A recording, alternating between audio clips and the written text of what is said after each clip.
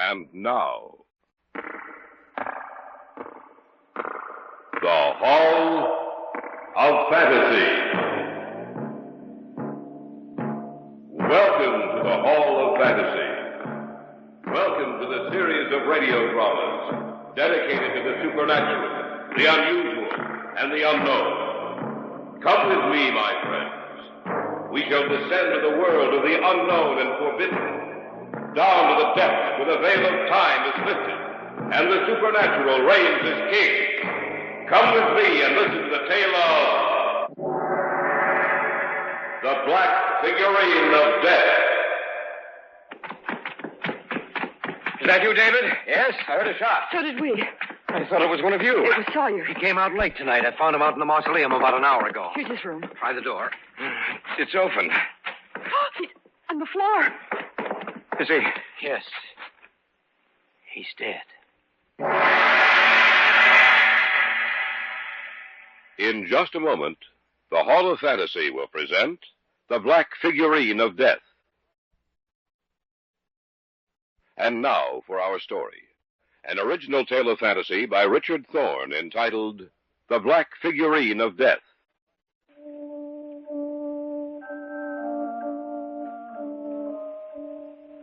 Through all the years of man's existence, no matter what he has learned or been taught from generation to generation, still he carries in the innermost depths of his mind a certain fear of the darkness, a fear of the night, which is somehow associated with death, and which in actuality is the fear of death itself.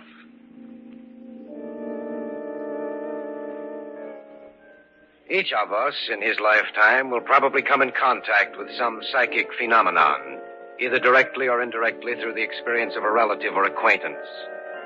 An experience never to be forgotten. And about such an experience is my story tonight.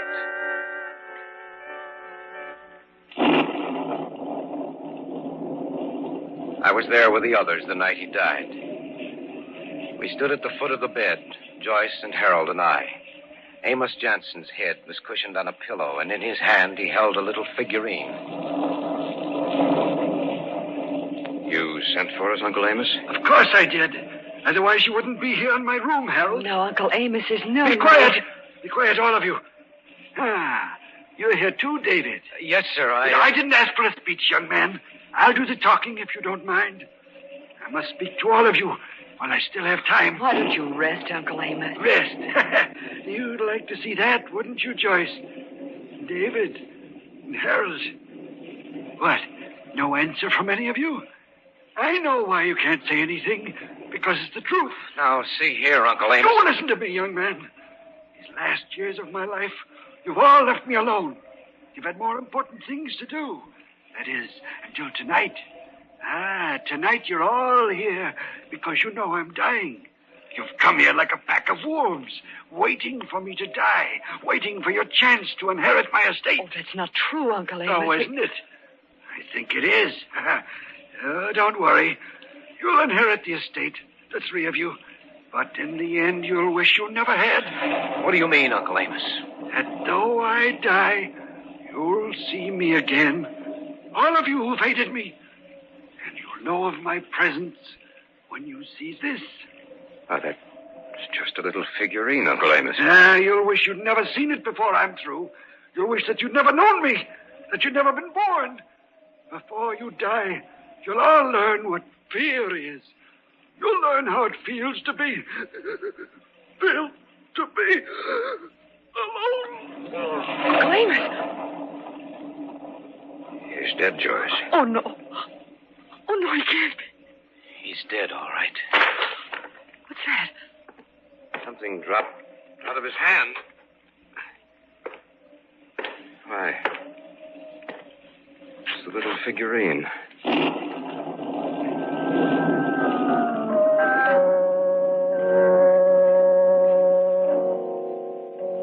The little figurine lay there on the floor. It had fallen from Uncle Amos's hand just as he died. And when it struck the floor, it had broken into 3 pieces. I picked them up and held them in my hand. The pieces fitted together perfectly, much like the pieces of a jigsaw puzzle. It was a queer little figure, its arms raised in supplication, a look of fear upon its face. There was something frightening about it.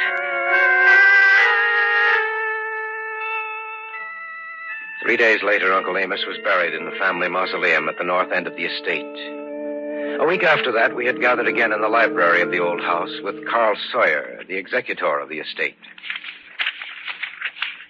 As you know, your uncle appointed me as executor of the estate and left instructions that the three main heirs, 10 days following his demise, be gathered together in this house for a reading of the will. You told us that earlier, Mr. Sawyer. So I did. Are you all seated comfortably? Quite comfortably, Mr. Sawyer. It's a rather long will, you know. Now, I shall begin. I, Amos Johnson, being of sound mind and body, do make, ordain, and publish this instrument as my last will and... Mr. Sawyer, why don't you just tell us about the will? That's a rather unusual procedure, David. Well, David's right, Mr. Sawyer. It'll save a lot of time and trouble. Well, perhaps you're right. Let me see. Now, referring to the disposition of the monies and property, it's to be divided equally amongst the three of you. Of course, there are certain gifts to the servants. Naturally. Yes, naturally. There is a considerable amount of money to be divided, even after taxes. Each of you will be independent for life. I can't understand Uncle Amos willing us the entire estate. The night he died... Contrary to what you may think, your Uncle Amos was really quite fond of you. Is that all to the will, Mr. Sawyer? No. Of course, you realize that if one of you were to die, his or her share of the estate would be divided between the two remaining heirs. And there is one other proviso which I cannot quite understand. Yes? Your uncle made one condition referring to the disposition of the monies. Let me see if I can find that. Oh, yes. Here it is. May I read it, please? The heirs are to reside in the family house on the estate for a period of 1 year. If this is not done, their claim to the estate is to be nullified, and they are to be left without a penny. Unfortunately, they were present very infrequently during the last years of my life. Well, that's a rather strange provision. Yes, isn't it? However, as executor of your uncle's will, it is up to me to make sure the provisions are carried out. And believe me, I feel a deep sense of duty to your late uncle.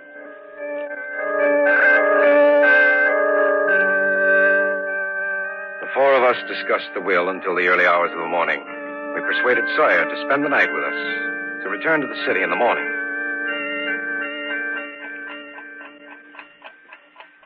The house became quite silent, and the only sound I heard was the ticking of the clock on my dresser. I wondered about the provision of the will in which Uncle Amos ordered that we make our residence in his house. I was lying awake in bed thinking of that when...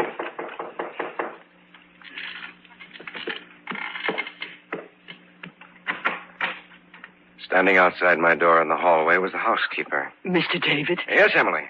I found this in my bedroom tonight. Oh, let me see it. Here. Mm-hmm. It's a little black figurine, just like the one my uncle had. You can have it back now, Emily. It frightened me, so I came to you, Mr. David. How do you think it got there, Emily? Well, there's something strange going on in this house, Mr. David. And I have an idea. I know who's in bed. Who's talking out there? Oh, it's you, David. And Emily. You're up rather late, aren't you? Yes, Mr. Sawyer. I was just going to bed. If you'll excuse me. Good night, Emily. Good night, sir. I'll see you in the morning. Well, I suppose I'd better get back to bed, too. Good night, David. Good night, Mr. Sawyer. I watched him go back into his room.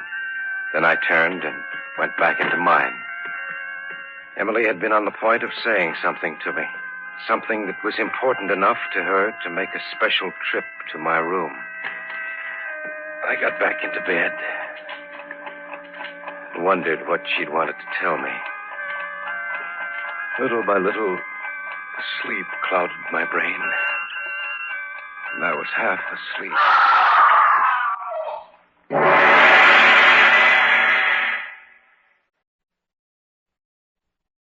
Back now to our story. An original tale of fantasy by Richard Thorne entitled The Black Figurine of Death.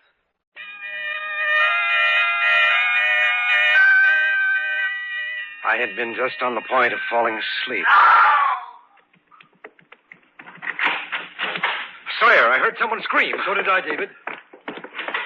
Harold, I think I heard something. I know I did. There's David and Mr. Sawyer. Maybe they can tell us what happened. Did you two hear anything? It was a scream. First, I thought it might have been you, Joyce. I think it came from the servants' quarters. Emily. What did you say, David? It'll keep. Come on. Do you think it was the housekeeper, David? It has to be. Maybe she was just startled or something. Well, we'll see in a moment. No, that's a room just down the hall. I hope it's nothing serious. It was serious enough to make her scream. Emily!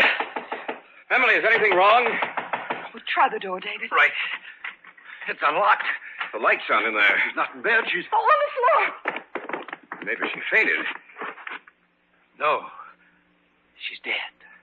And look, right beside her, there's a little broken black figurine.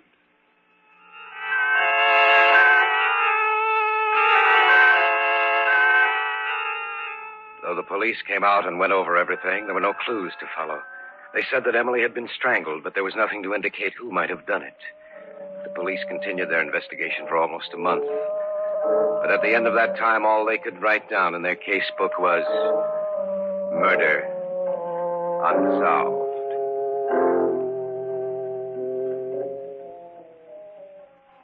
One evening, about 6 weeks after Emily's death, Harold, Joyce, and I were in the living room. The police said they'd never be able to find out who did it unless something new turned up. And it probably won't. Oh, the whole thing frightens me. I still remember Uncle Amos's dying words. That though I die, you'll see me again. All of you who have hated me. And you'll know of my presence when you see this. Oh, it makes me shudder every time I think of it. I've been thinking about what he said, too, Joyce. I wonder if he could come back. You mean come back after death? Yes. Don't be a fool, Harold. Once a man dies, he's dead. Is he? I'm not so sure of that. You shouldn't talk that way, Harold. It's frightening. Would you come out with me to the mausoleum, Dave? Why? I don't know. I just want to check, that's all. Well, I don't think either of you should go. I'll go, Harold. Well, I won't. That's all right, Joyce. I won't expect you to. All right, David, let's go.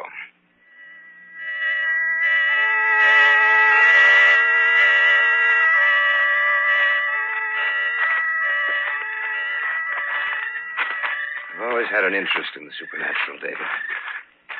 You know, there's certain things that happen, psychic phenomena, which have no normal or natural explanation. I've never seen any. Nor have I. But what's to say that Uncle Amos can't return? Oh, you got the key? Yeah. Open the door.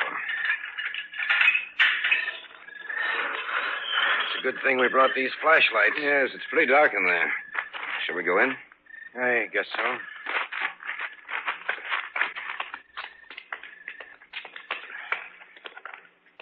I still don't see any reason for coming in here, Harold. There may not be. Then again, He's in that crypt over there.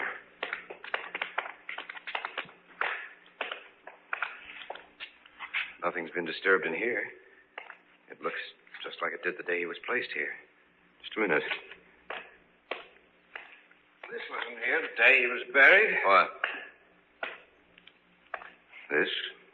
That's strange. I didn't see that when I came in. You probably weren't looking over there. I wasn't either. Another little black figurine. Broken just like the others.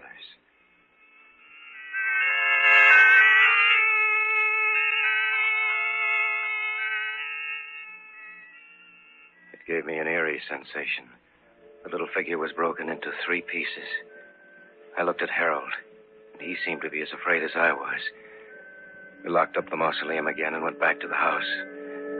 By that time, I began to wonder if perhaps Uncle Amos was striking back at us from beyond the grave.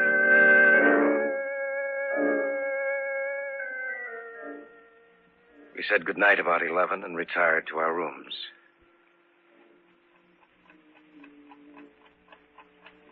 I couldn't get to sleep. I'd fall into a half doze and then snap out of it again. I felt as if someone were watching me. That there were unseen eyes in the dark waiting for me to fall asleep. I knew it was only my imagination, yet that feeling would not go away.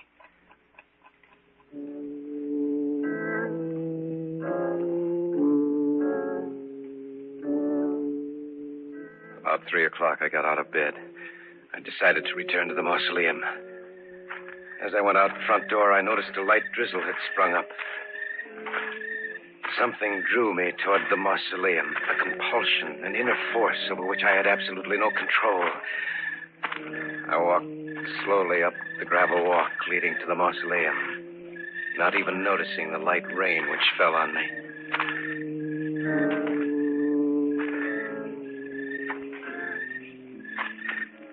When I was close enough to see the doorway, I received a distinct shock. For the door was open, and there was a circle of light behind it. I walked to the door.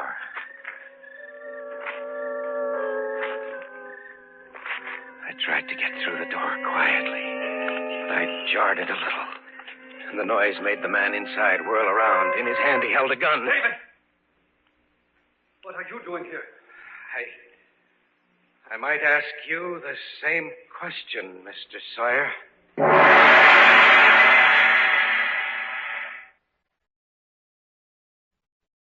Back now to our story. An original tale of fantasy by Richard Thorne entitled The Black Figurine of Death. I had gone into the mausoleum. Standing there with a gun in his hand was the executor of the estate, Carl Sawyer.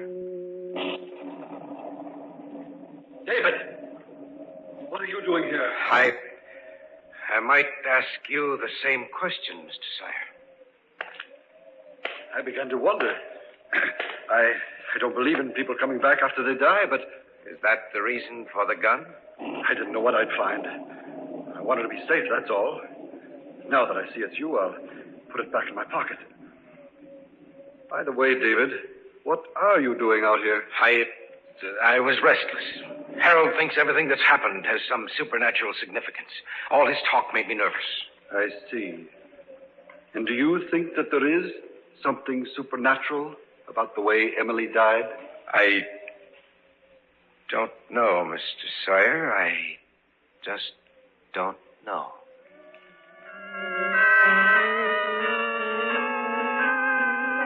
Sawyer and I returned to the house. I asked him to spend the remainder of the night with us. Besides, I wanted to keep an eye on him. I didn't feel much like sleeping, so I went down to the library, picked out a book, and sat down to read. David? Yes? Mr. Sawyer told me you were down here. What's the matter? I can't sleep. David, I talked to Mr. Sawyer for almost 10 minutes. He said he thinks that you're in back of everything. What did you say to that? I told him I thought he was wrong. Thanks for your confidence, Joyce. The more I think about it, the more I think that Harold's right in what he says. You mean that Uncle Amos has come back to life? Yes. I'd keep an eye on Sawyer if I were you. Do you think he's in back of it? I'm not sure. But you must have some reason for it. I went out to the mausoleum tonight about an hour ago. Sawyer was out there. He had a gun in his hand. They told me he was just curious. Why should he suddenly get curious at 3 o'clock in the morning? Well, it does seem rather odd that he... No! Yeah. Stay away from me! I warn you! Stay away from me! That was Sawyer. Come on. It couldn't happen again. It just couldn't. We'll see. Is that you, David? Yes. I heard a shot. Well, so did we. I thought it was one of you. It was Sawyer. He came out late tonight. I found him out in the mausoleum about an hour ago. Here's his room. Try the door. It's open. On the floor. Is he? Yes. He's dead.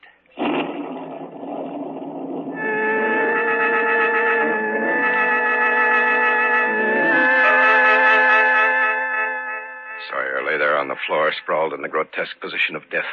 By one outstretched hand was a gun, and by the other, broken into 3 pieces, was a little black figurine.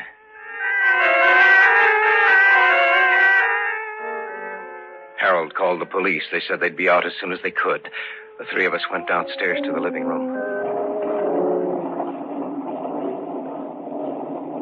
I was right.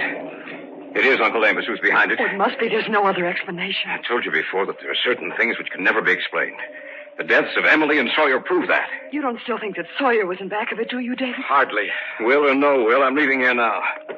I'm not going to stay around here and be killed like the others. I'm going upstairs and back. I'll be down in a while. I'm going to leave too, David. What about you? I don't know. I still can't make myself believe... David. Stay here. Oh, no, I'll go with you. If Harold's dead, He has to be all right. Harold! Harold! doesn't answer. Harold! Where are you? Harold, answer us. His door's open. He'll be dead. He'll be dead just like the others. No, Joyce, he's not here. The mausoleum. Uncle Amos came and took him back to the mausoleum.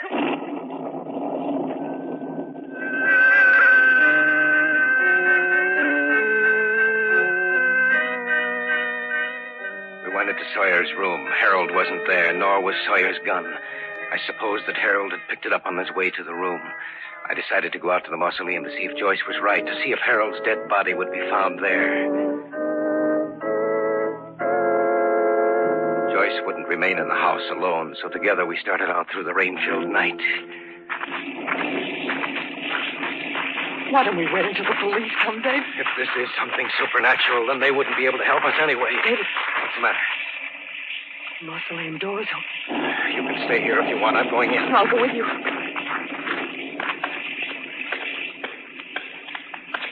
Stay close to me, Joyce. I will. I don't like it in here, David. Neither do I. But you're going to remain here for some time. That was Harold's voice. That's right. But turn the flashlight on. You can see me then. But we thought you... Dead? Hardly. But you two will be very soon. Here's a gun, David. That's right, Sawyer's gun. Plan this very carefully, David. When the police arrive, they'll find the three of you dead, and I'll be wounded. Tell them that Sawyer was behind it all, that he killed both of you out here, and that he came into the house searching for me. It was a fight. The gun went off, and he died. Then you killed Emily and Sawyer. Yes. I'm going to kill both of you, too.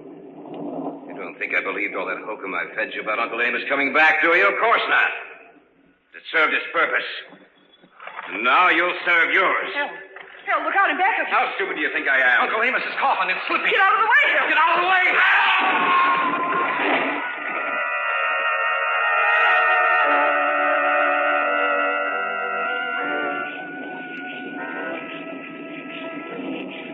He's dead, Joyce. Uncle Amos. What did you say? Remember what Uncle Amos said when he was dying?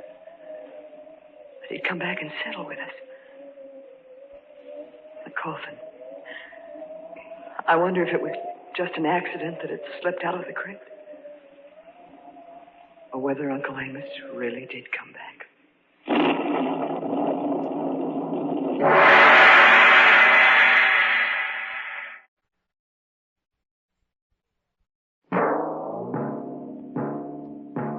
So runs tonight's tale of the unusual, the terrifying, the unknown.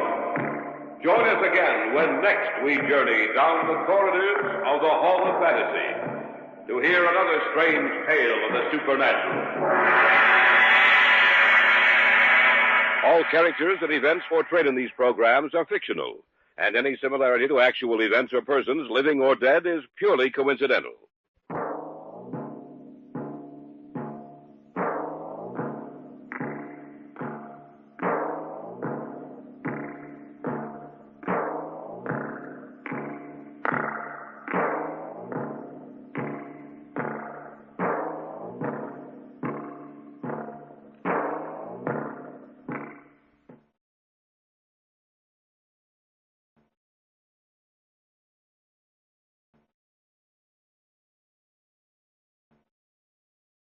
And now, the Hall of Fantasy. Welcome to the Hall of Fantasy. Welcome to the series of radio dramas dedicated to the supernatural, the unusual, and the unknown. Come with me, my friends. We shall descend to the world of the unknown and forbidden, down to the depths where the veil of time is lifted and the supernatural reigns as king.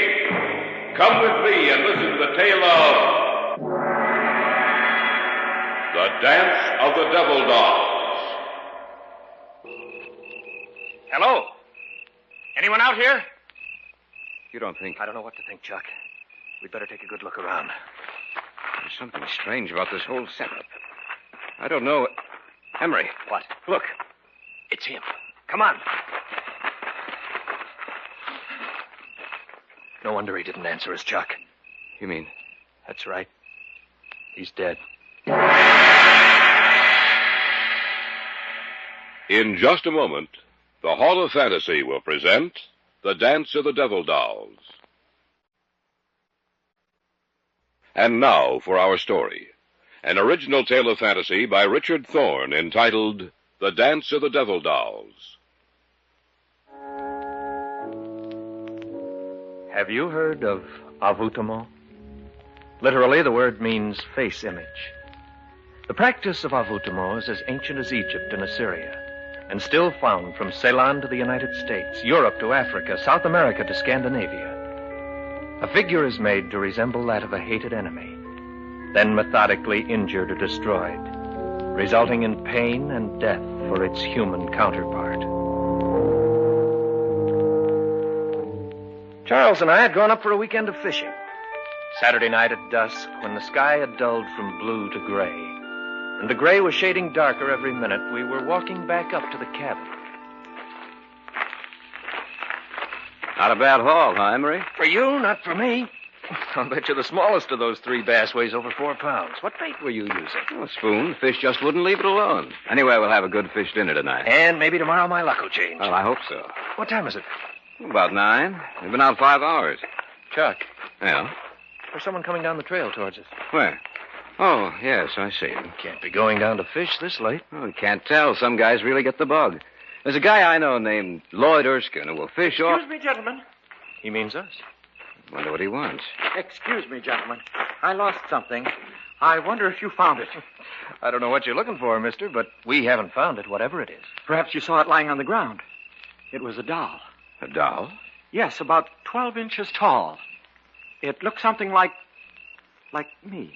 I'm sorry, we haven't seen it. Of course, you can always buy your daughter It doesn't belong to my daughter. Oh.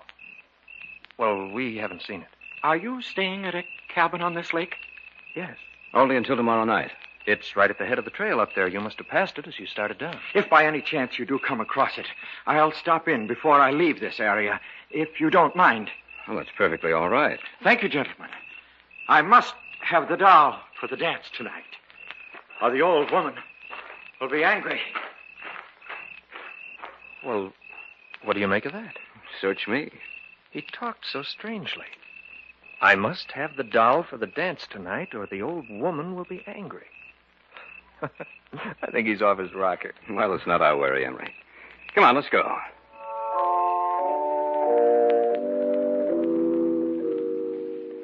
We went back up to our cabin, cleaned the fish, and had one of those fish dinners you talk about for years. It was about 11 o'clock, and we'd started to go to bed, intending to get up as early as possible the next morning when there was a knock on the door. I wonder who that is. I don't know, but we'll soon find out. Oh, it's you. Yes. May I come in? Of course.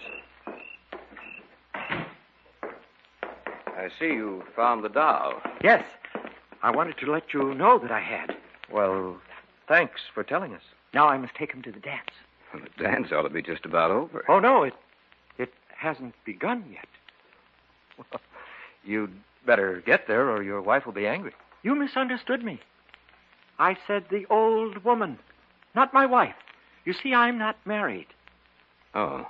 I hope you'll forgive me. I see that you're just about ready to retire, but I'm afraid. Afraid? Of what? The old woman is already angry with me. I told her I'd lost the doll, and she swore that if I didn't find it, she'd kill me.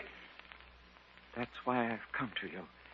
If you hear that I'm dead tomorrow, that I committed suicide, you'll know it's not the truth. If I could only get in touch with Dr. George Coltman, he could help, but I'm caught up in something I can't stop, and it's too late to get out now. I've tried, but... Oh, my head! You dropped your doll. I didn't drop it. She caused it to move. She doesn't want me to talk. I've said too much already. I must go now. Here's your doll. Thank you. Remember what I told you. If I'm dead tomorrow, it's murder. Good night, gentlemen. After he dropped the doll, did you get a good look at him, Chuck? Yeah. The doll hit the floor on its forehead. A few seconds later, there was a heavy bruise on the right side of his forehead. You know, he said if he was found dead tomorrow, that it would be murder.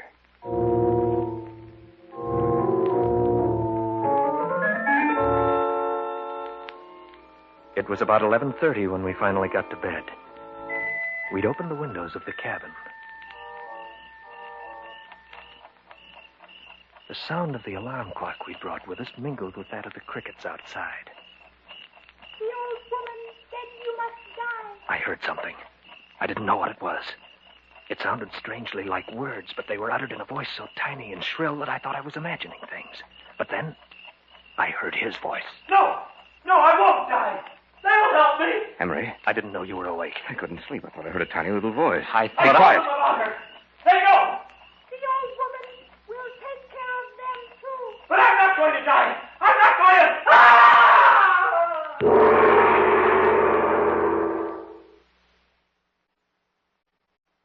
Back now to our story. An original tale of fantasy by Richard Thorne entitled The Dance of the Devil Dolls.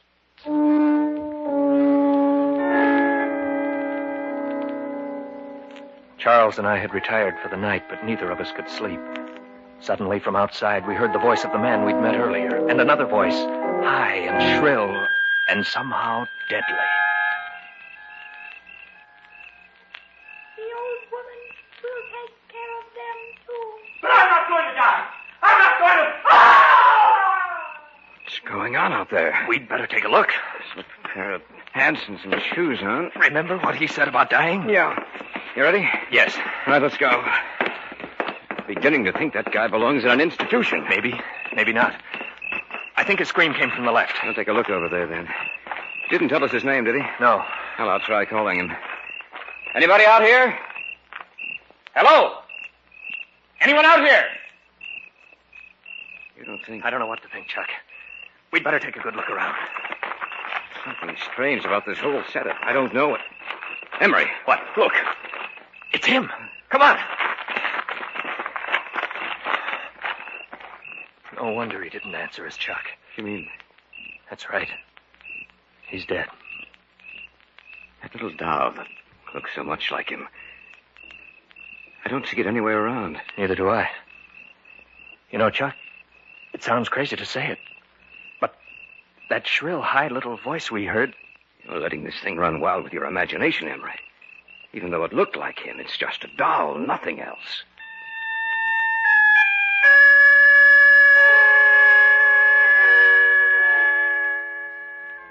It had to be my imagination, of that I was sure. But the mere thought of it, of the doll which so resembled the man with its shining face and beady little eyes, caused a strange sense of apprehension and fear to come across me. And I glanced out into the darkness and saw only the lumbering shadows of the trees and heard the rustle of their leaves as they brushed together. I saw nothing. Yet I had the feeling that something with beady little eyes was watching us.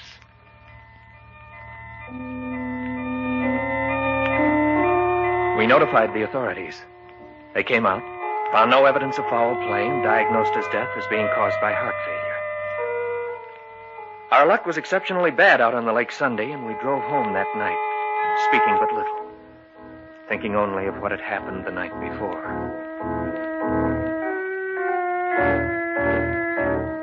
About 10 days after we returned to the city, both Charles and I were home one evening. We shared an apartment together, and that night neither of us had anything to do. We were playing gin rummy.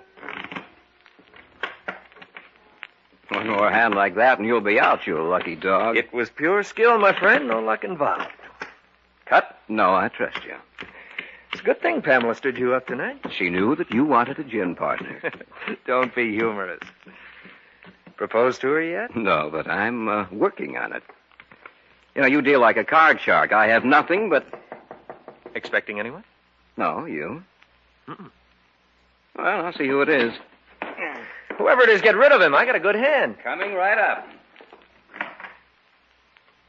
Is this residence of Mr. Emery Ryerson and Mr. Charles Hunter? Yes, it is, but... I have a package for you. Are you expecting a package, Emery? Just bills, no packages. It's for both of you. All right, I'll take it. Thank you. And good evening, sir. Oh, yes, good evening. It's an old woman. She had a package for us. Well, set it down on the table and open it, man. Don't look a gift horse in the mouth. So I'll open it. Oh, it's wrapped very well. Maybe it's a bottle of scotch. Who is be sending us a bottle of... Someone has a real fine sense of humor. It's like the doll that fellow had with him. It's the same doll. Notice that little nick out of its forehead? That happened when he dropped it on the floor. What are we going to do with it? I don't know. We can keep it, I suppose. Well, let's get back to the game. No, I'm not in the mood now. You know, Emery, I can't help but remember what he said. The man who died? Yes. He said I must have the doll for the dance tonight, or the old woman will be angry. Yes, that's right. What brought that back to your mind? The woman who delivered this package.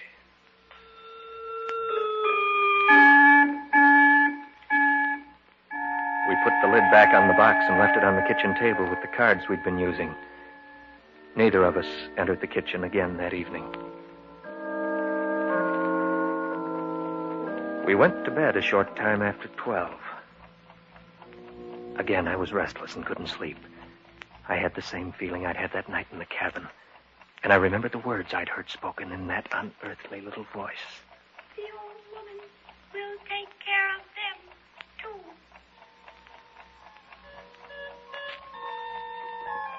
And I wondered if I'd only imagined those words, or whether they had actually been uttered by the creature in the box in the other room.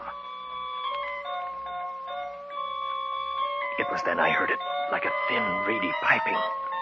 It sounded like music, a rhythmic, discordant melody I'd never heard before. And then I heard another sound. Emery? Yes? Am I going crazy? I hear it, too. I think we'd better see what it is. All right. I don't like this, Emery. It sounds I like... know what it sounds like. Emery. Oh. I can't believe my eyes.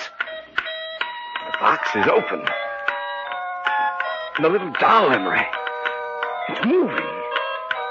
It's dancing on the table.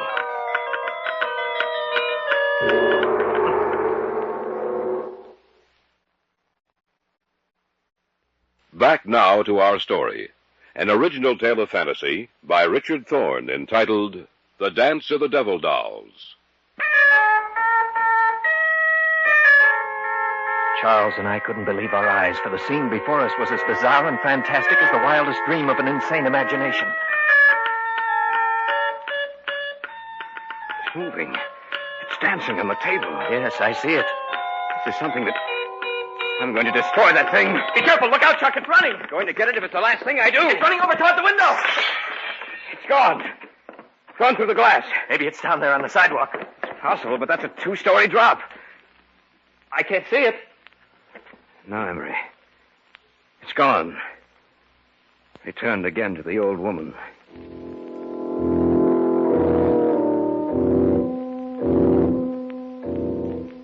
The man who had died had mentioned a name that night in the cabin. The name of Dr. George Kaltman. Now it came back into my mind. Kaltman was associated with occult research. If Kaltman could have helped the man who died, perhaps he could explain what was happening to us. We got in touch with him and made an appointment for the following evening. You have told me everything that has happened. Is that correct, gentlemen? Yes, everything. We'd like to know what it all means. Well, I shall explain it to you as best I can. Have either of you ever heard of envoûtement? No. Not that I recall. Well, envoûtement is the practice of making little dolls to resemble a hated enemy and then methodically injuring or destroying it, thus bringing about either pain or death, or both, in the doll's human counterpart. Dr. Colton, this doll we saw last night, it moved, it danced. I know. What you witnessed last night was the dance of the devil dolls. You say these dolls bring about pain or death, Dr. Kaltman. Why should we be singled out? The man who died told you about the old woman. Is that not correct? Yes. Therefore, You must be destroyed. She feels that you are dangerous to her, that you know too much. Undoubtedly, the woman you saw last night, Mr. Hunter, was the manipulator, controller of the little figures. Since you saw her, she has probably made little figures of both of you. But before it will live and be subject to her will, she must have a part of you, a lock of your hair, a fingernail clipping, anything that will make yours and the doll's identities one and the same. What should we do? Go back to your apartment. I shall return with you. She will send the little doll back to your apartment tonight. I'm sure of that. We must capture the doll, for it is the only thing that will lead us to her.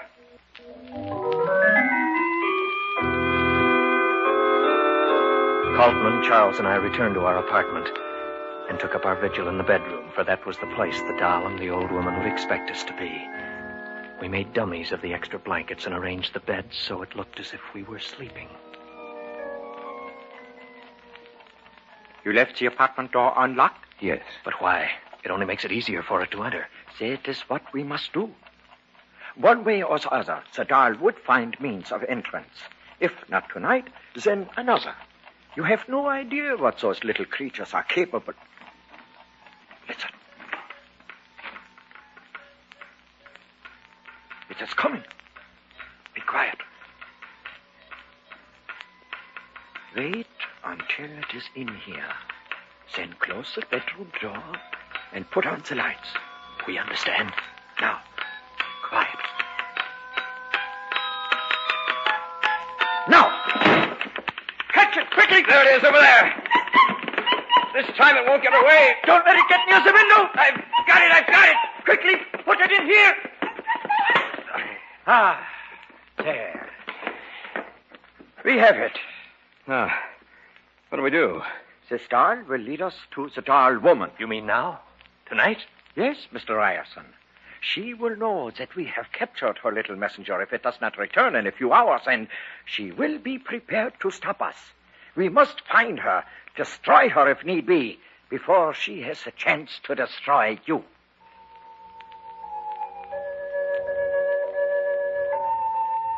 Then began one of the strangest sights I've ever seen. Kaltman took the doll out of the box in which we'd imprisoned it, tied its arms and legs while it writhed and twisted in his hand. Then he began speaking to it, softly, rhythmically, slowly putting it into a hypnotized sleep. The eyelids of the little figure finally closed, and it was in an hypnotic trance. Sleep and tell me. Now, listen to me. You must tell me where your mistress is. You must tell me where your mistress is. The house of dolls. The House of Dolls. It's a strange answer. Not so strange, my friends. I know what it means. What is it? She is a diabolical person, this doll woman. The House of Dolls is a toy shop with rare and unusual dolls. What better place to hide? No one would suspect what was behind those burning eyes of hers. I myself have purchased dolls for my little granddaughter from her. We must go there immediately. We have no time to lose.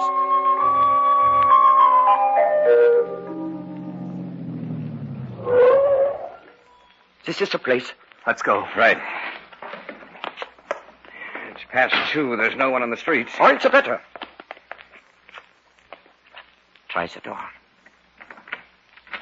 It's open. Probably waiting in the rear of the shop for the creature she sent out. Well, let's go in. As quietly as possible. We must catch her by surprise. All right.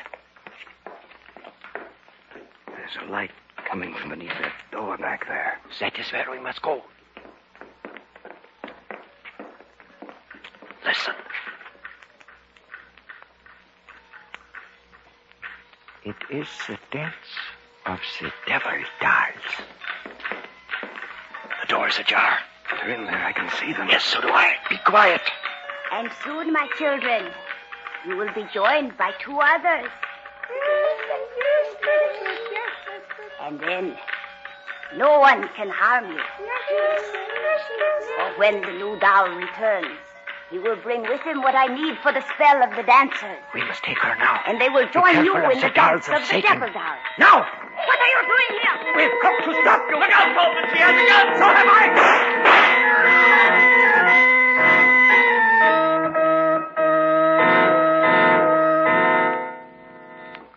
She is dead. She will cause no more harm. Seems strange to see those little creatures on the floor. All of them so quiet and still. And just a short while ago. They were participating in the dance of the devil dolls. Yes. Do not feel pity for them, Mr. Hunter. The dolls did not really live. They were a creation of evil, sparked by the malevolence of the old woman. When she died, they died with her. Perhaps the humans they resembled will rest quietly now.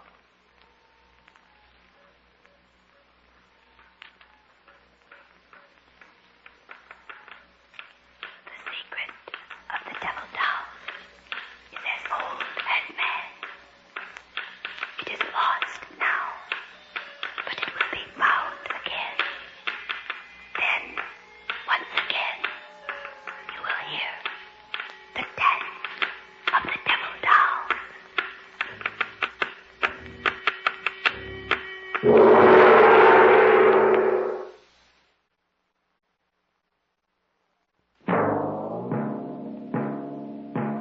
So runs tonight's tale of the unusual, the terrifying, the unknown. Join us again when next we journey down the corridors of the Hall of Fantasy to hear another strange tale of the supernatural. All characters and events portrayed in these programs are fictional, and any similarity to actual events or persons, living or dead, is purely coincidental.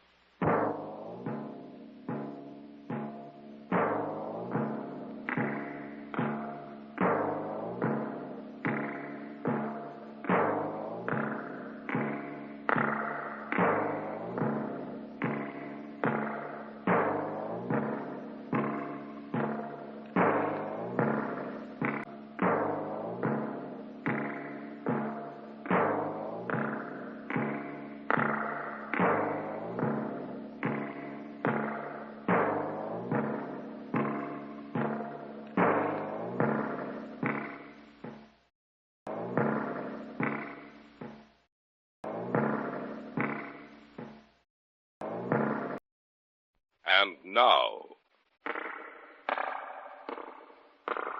the Hall of Fantasy. Welcome to the Hall of Fantasy. Welcome to the series of radio dramas dedicated to the supernatural, the unusual, and the unknown. Come with me, my friends. We shall descend to the world of the unknown and forbidden, down to the depths where the veil of time is lifted and the supernatural reigns as king. Come with me and listen to the tale of the Masks of Ashor. What's the matter, honey? What's wrong? Oh, I must be going insane. Why? Oh, I was asleep. Suddenly, I woke up. A voice seemed to be calling to me. I started downstairs, always listening to that strange, unearthly voice. When I got down here, I walked into the living room and stood by the fireplace looking at the Masks of Ashor. And Bert, I saw a pair of eyes in each mask, looking down at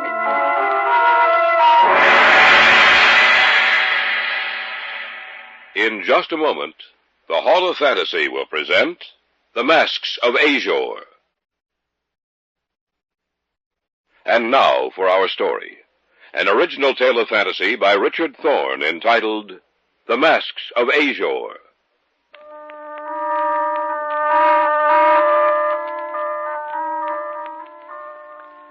There's certain things in this life of ours which can never be explained, at least with any normal, rational explanation.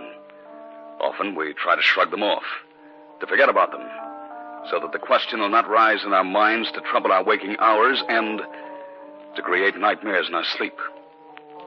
But there are some things which can never be forgotten. And among them are the Masks of Ashor.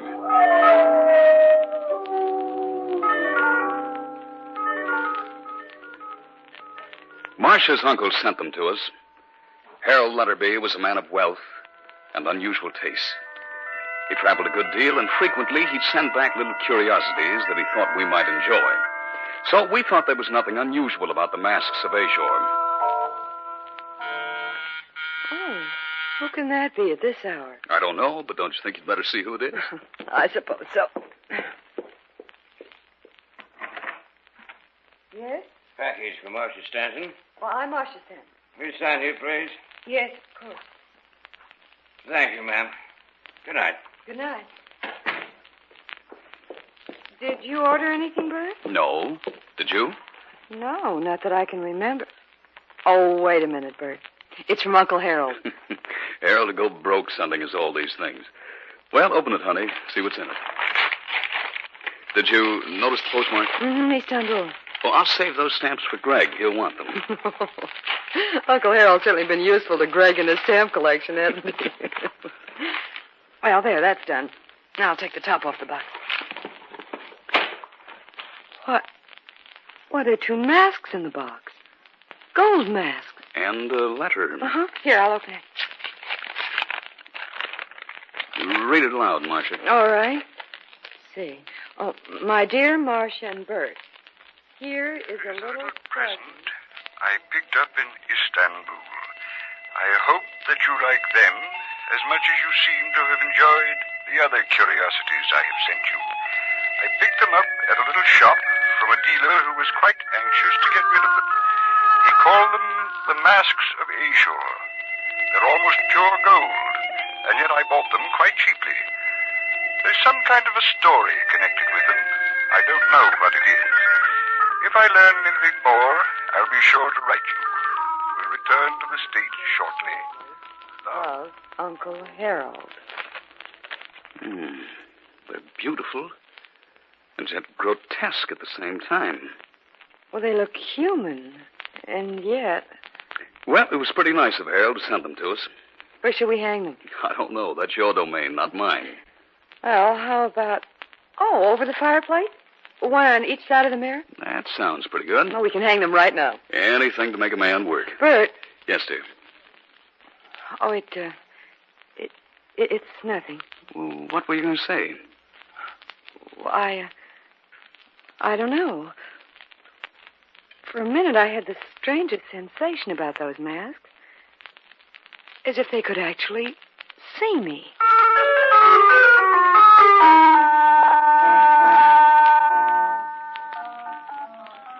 It didn't take more than a few minutes to hang the masks. They hung one on each side of the mirror over the fireplace. They looked quite good there, and yet, in a way, they seemed out of place. The following night, Greg dropped in for a while. Thanks for the stamp, Bert. That was the first thing he said when the package came.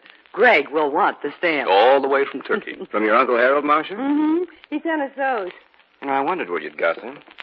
They're really quite nice. They're beautiful and yet grotesque in a way. That's just what I said. Practically the same words. You think you both had one mind. They certainly catch your eye. Is that real gold? According to Harold, it is. Well, it must be quite valuable. Well, Uncle Harold said he bought them for a song. It couldn't have been very cheap. The gold alone is worth a good deal. As a matter of fact, Harold said the dealer seemed quite anxious to get rid of them. I wonder why. Well, why worry about it? Do they have a name? Mm-hmm. They're called the Masks of Ashor. Ashor. You know, I've seen that name somewhere before. A-S-H-O-R, I think it's spelled. I can't remember where. Well, don't worry about it. What? Anything wrong, Greg? The holes the masks have for eyes.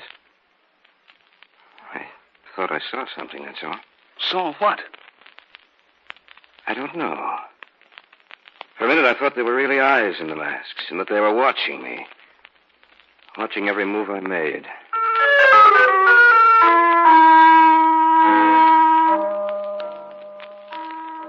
It had happened again. I looked closely at the masks, yet I could see nothing unusual about them.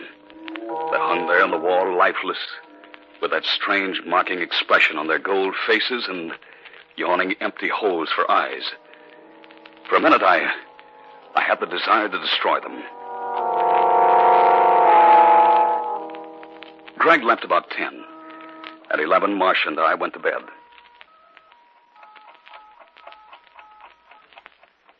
I fell asleep almost at once. I don't know what woke me, but of a sudden I was awake. I looked over at Marcia's bed, only to find it unoccupied. There was no sound in the room. Nothing save for the tiny heartbeat of the clock. For some reason, I had a desire to go downstairs. Something seemed to be directing my actions.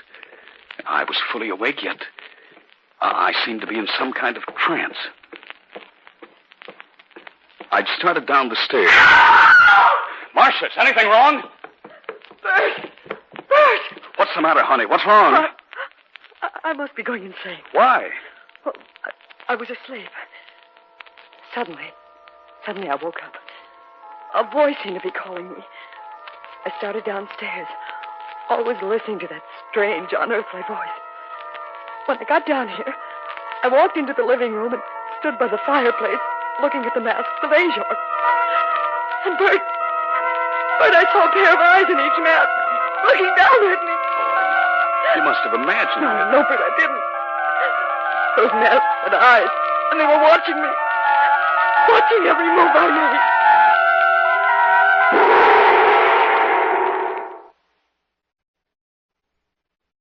Back now to our story. An original tale of fantasy by Richard Thorne entitled The Masks of Ashor.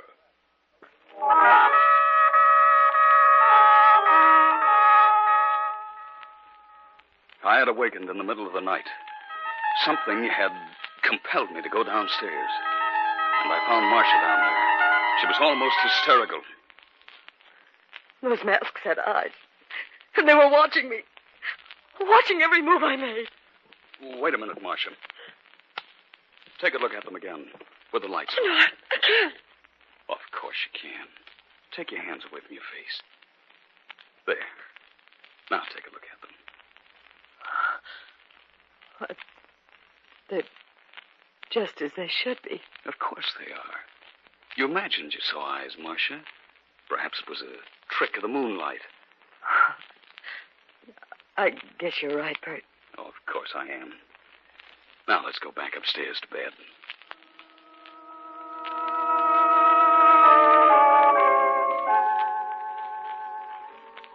The following day was Saturday, and I didn't have to get down to the office. We both slept rather late that morning. A short time after we'd eaten breakfast... I'll get it, Marcia. All right, dear. Telegram, sir. No? If you'll just sign right here. Of course. Yeah, thank you, sir. Good morning. Good morning. Who was it, Bert? A telegram. Well, who'd be sending us the telegram? I don't know. I'll see. Who's it from? Harold. Uncle Harold? What does he say? I'm returning to the States as soon as possible. Taking plane this evening. Be very careful of Masks of Ashor. Do not let anyone have them. Am in danger of my life. Harold. In danger of his life? What did he mean? I don't know. But it has something to do with the Masks of Ashor.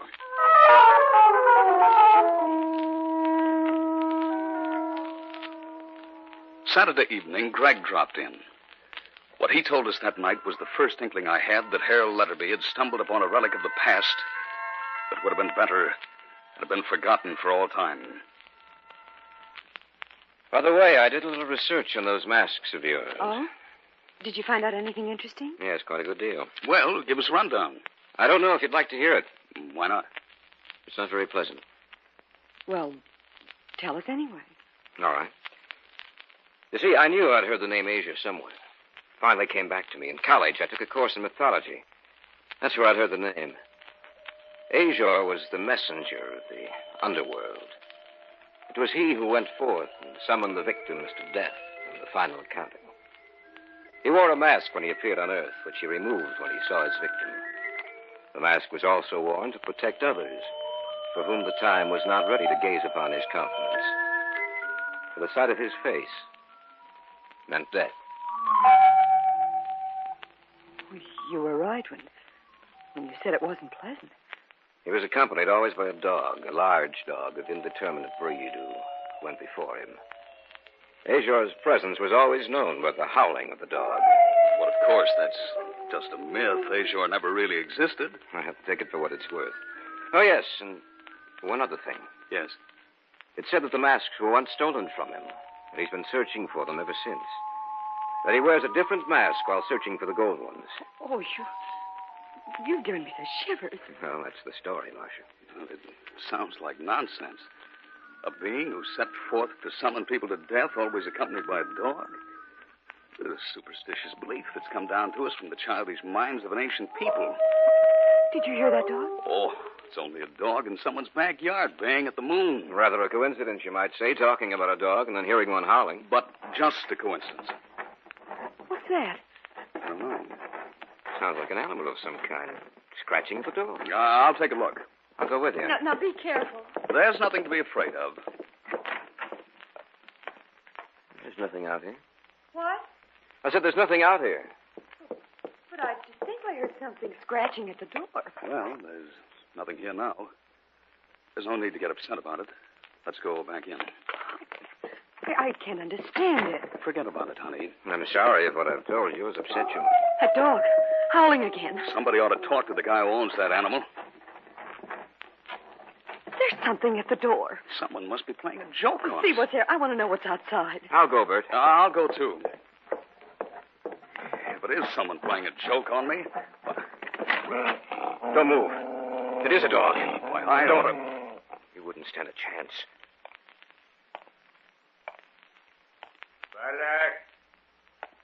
Valak, come here. Must be the dog's owner. Valak, where are you? Quiet, Valak. Are you the owner of this dog? Yes. I'm sorry if he's caused you any trouble. But you ought to keep him on a leash. Is everything all right? Yes, everything's all right, Marshal. Oh, your dog, it frightened us. I'm very sorry about that. Valak, you shouldn't run so far away from me. What are you looking at? I'm sorry. I was looking past you to those masks you have hanging over the fireplace. Right. I'd better put the leash on him. If you'll excuse me, I'll be going. Sorry to have disturbed you. Well, we might as well go back inside. Wait a minute. Why? He dropped something. I'm going down to get it. He was a queer sort of fellow, wasn't he? Yes. His face looks so strange. Soft. Almost like rubber. Marcia! What's the matter? Look. He dropped it as he was walking away. He dropped it deliberately. Well, what is it? It's a mask. The Mask of Ashor.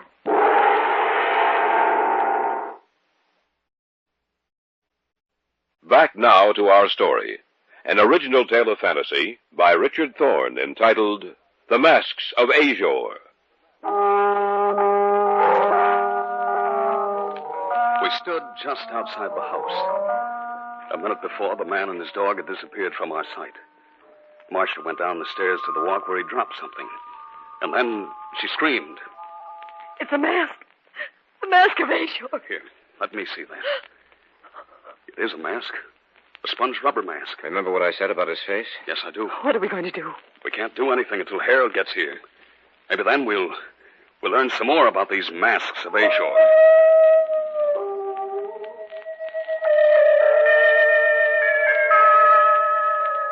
I'm sure that Marcia didn't sleep that night.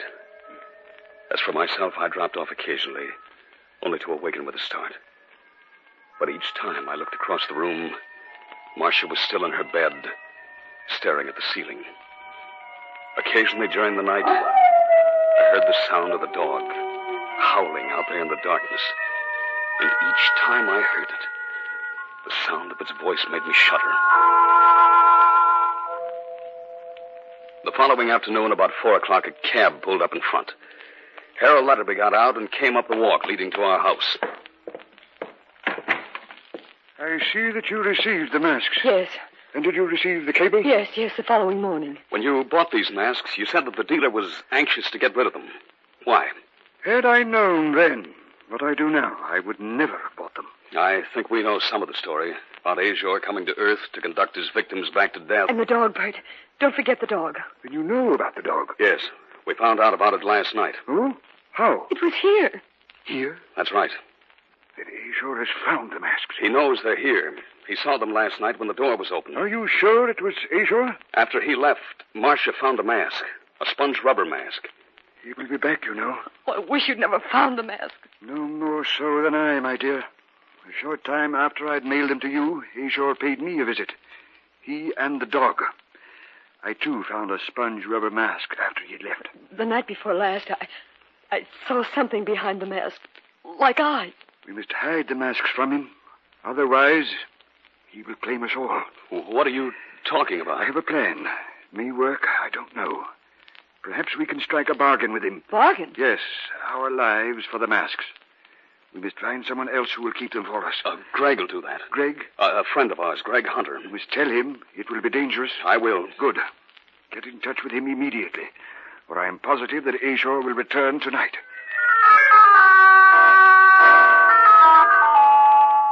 I called Greg and told him of our plan. Harold decided that he'd go back to Greg's apartment with the masks, and if Ashor agreed to the bargain, we would send him there and Harold would return them to him. Greg would stay with us to await the appearance of Ashor.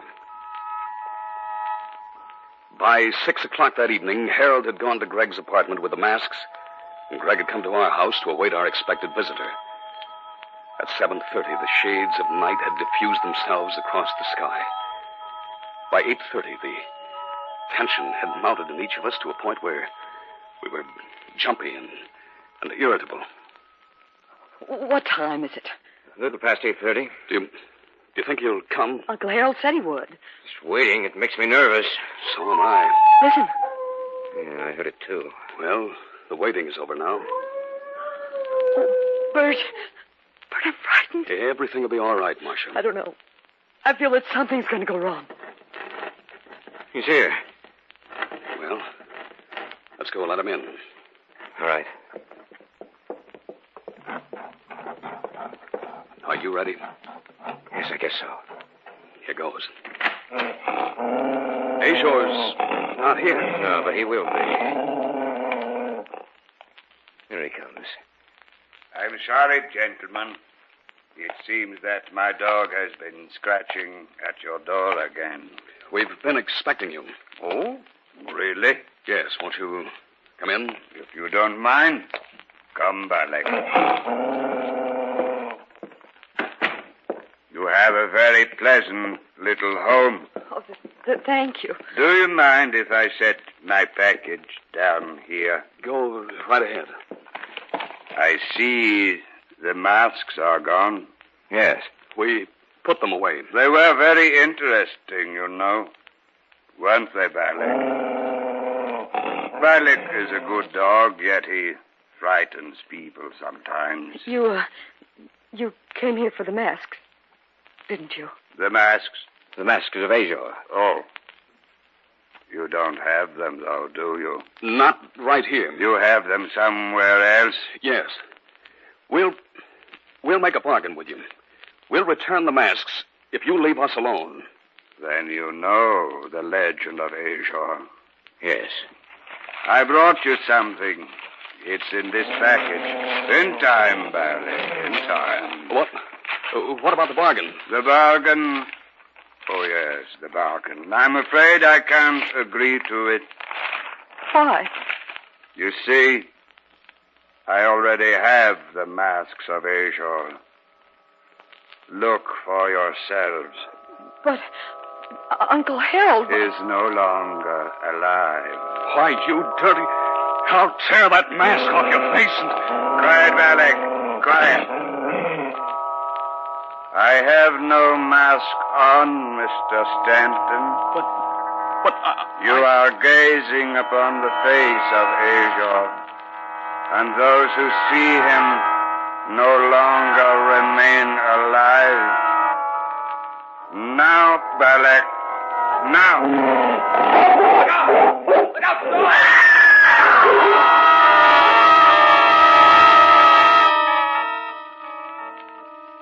It is time for us to go back, Valet.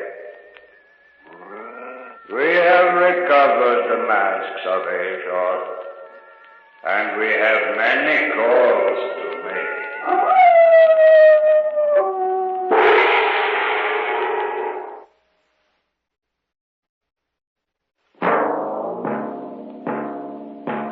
So runs tonight's tale of the unusual, the terrifying, the unknown.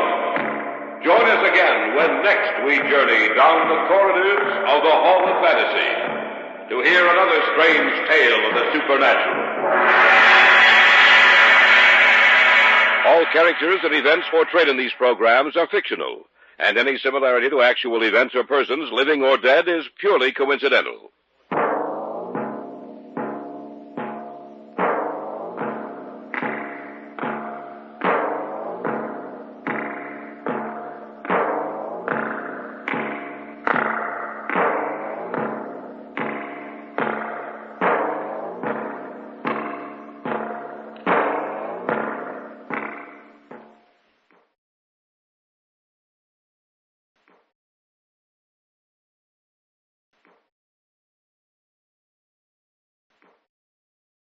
And now, the Hall of Fantasy. Welcome to the Hall of Fantasy. Welcome to the series of radio dramas dedicated to the supernatural, the unusual, and the unknown. Come with me, my friends. We shall descend to the world of the unknown and forbidden, down to the depths where the veil of time is lifted, and the supernatural reigns as king. Come with me and listen to the tale of The Night the Fog Came.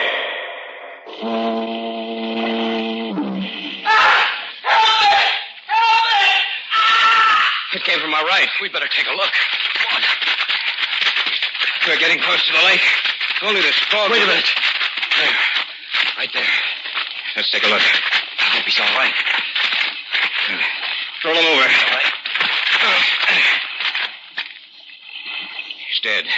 I know. Do you realize how he died? What do you mean? Look at him closer, Hal. His clothes aren't wet. Even his hair isn't wet. But look at the water trickling from his mouth. This man died less than a minute ago on dry land, 200 yards from the lake. And he died by drowning.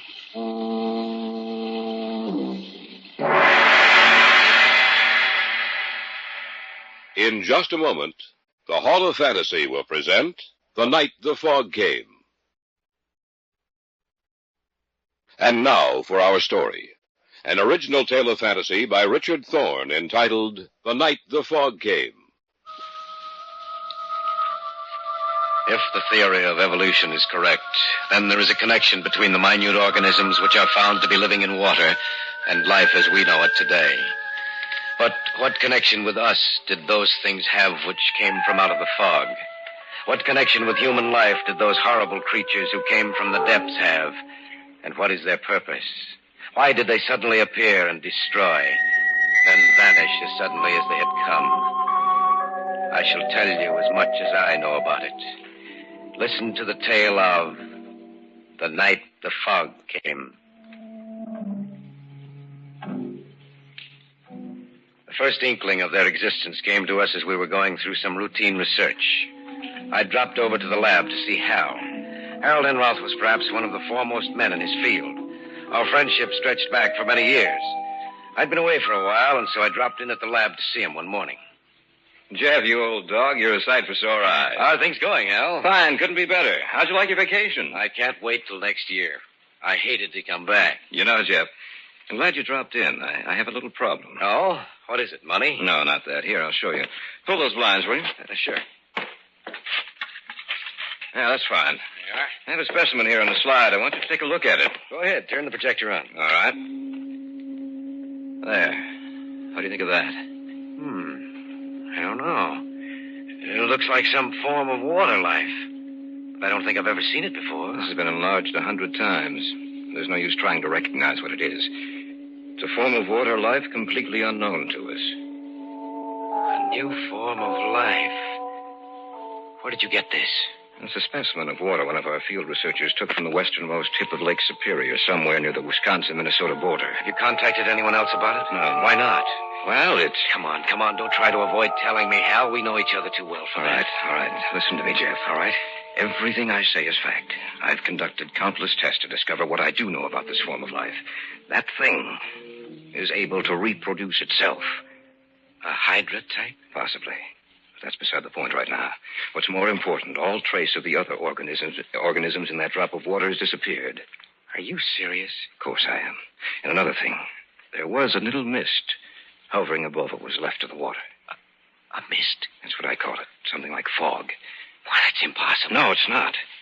I know that when the water evaporated, it should have been dispersed into the air. Eventually it was, but not for several hours. Oh, I'm sorry, Hal. I still can't... Here, I'll show you.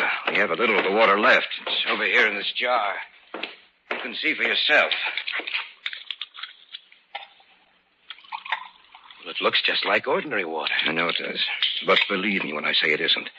Now, it'll take just about 3 minutes.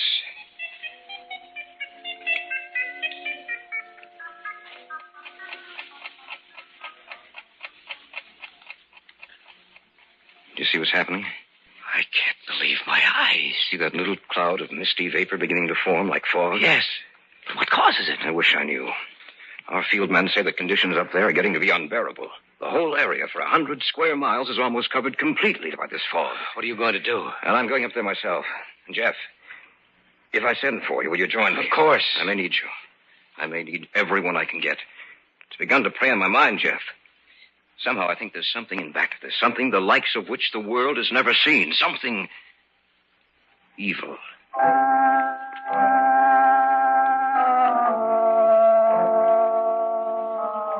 Hal went up there the afternoon of the morning I had seen him. At first he wrote that the reports had been exaggerated. Then he discovered that all traces of the new form of life had disappeared. He decided to return. I was quite glad to get that letter from Hal. Before he had gone up there, he had been quite worried. The only thing I couldn't understand was what had become of the new water life form.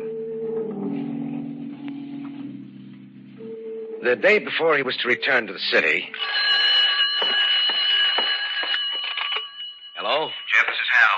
Where are you? I thought you... I had them put me through direct to you, Jeff. I need your assistance. What's the matter? I've already called Arnold Simpson and Jack Rackle. They've agreed to come. I need you too, Jeff, just as soon as you can possibly make it. Don't worry, Hal. I'll be there. Remember, as soon as you can possibly make it.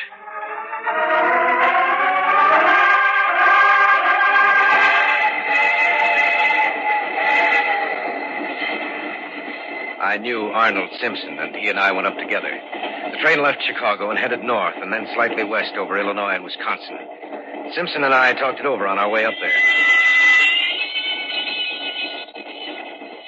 Hal talked to you before he left, didn't he, Arnold? Yes, he did. I never had enough time to get up to his lab so he could show me what it was, but his words were description enough. Frankly, I'm worried. In what way? Jeff, why should a new form of water life suddenly appear? Why should it destroy everything with which it comes into contact? And why should the mist or the fog appear to be so dense and heavy? I don't know. That's just the trouble. We don't know. Where has this form of life been, or did it just develop? What's its reason for being here? Perhaps we'll find the answers to those questions when we get there, Arnold. Perhaps. But I'm convinced of this much, Jeff. Whatever it is, whatever that fog is hiding, poses a new problem for us. A problem which may be unsolvable. And which could very well destroy the human race.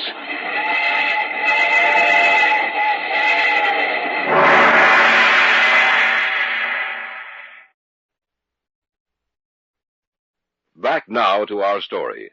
An original tale of fantasy by Richard Thorne entitled The Night the Fog Came.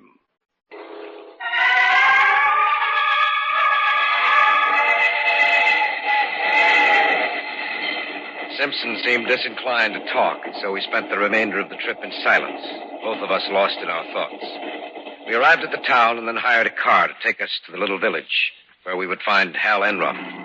The closer we came to our final destination, the darker the sky became, and the air was heavy with a mist which was both damp and clammy. It was an old rickety car, and the roads were little better than the ground on either side of it. The car stopped a few hundred feet from our destination. You gotta walk the rest of the way. You said you'd drive us all the Look, way. mister, I come farther than I was going to in the first place. I ain't in no mood to go into the woods up there. If you're gonna go, then you walk in. Jeff, can't you do something? I don't think so. Here's your pay. Thanks. Let's go, Arnold. It could be worse, Arnold.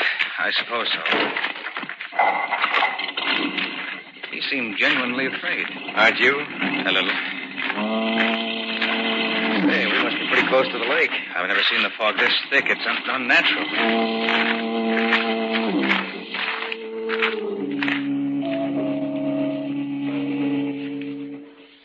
Eventually, we made it up to the house. Hal was there waiting for us and showed us where we would sleep. Through the window, I could see that the fog seemed to be getting thicker.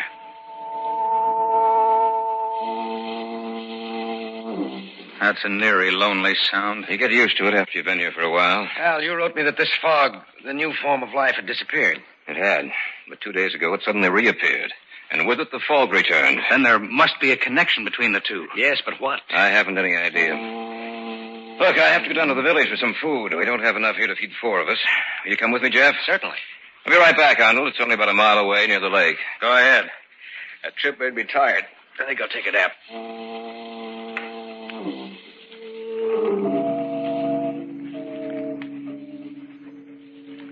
The house in which we were staying was on a high level of ground which tapered off on the side facing the lake.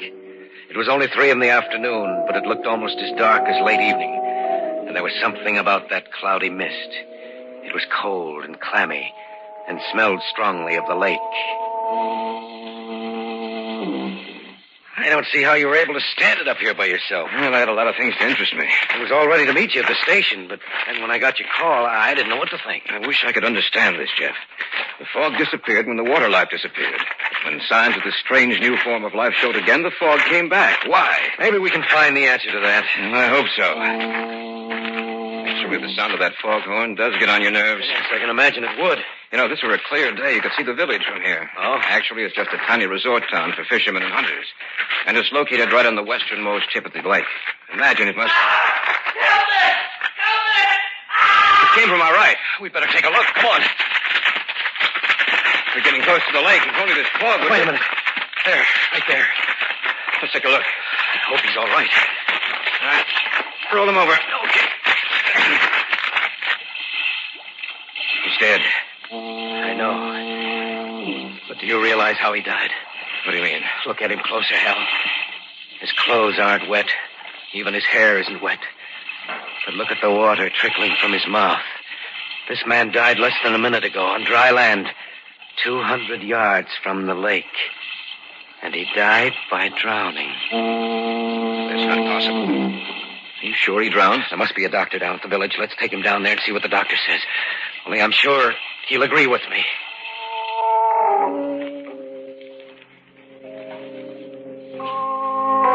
Together, we carried the man down to the village.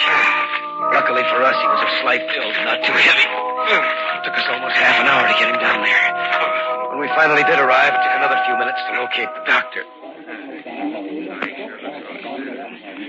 What do you think, Doctor? Get them out of here. All right. Will you please wait outside? The doctor can't work with you in here. He's just like all the others, ain't he, Doc? Please, wait outside. Thank you. What did he mean by he's just like all the others, Doctor? Just what he said. Ever since this fog has settled down again, 5 people have died. All in the same way? Yes.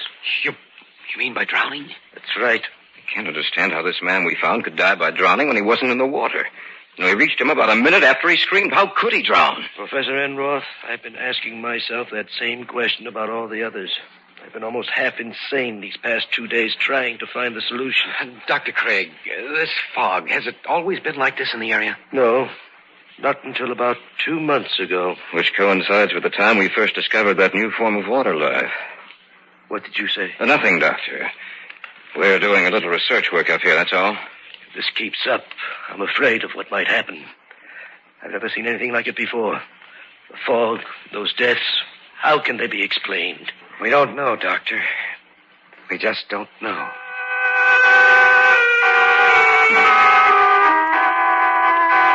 When When we got back to the house, we discovered that Simpson had indeed taken a nap.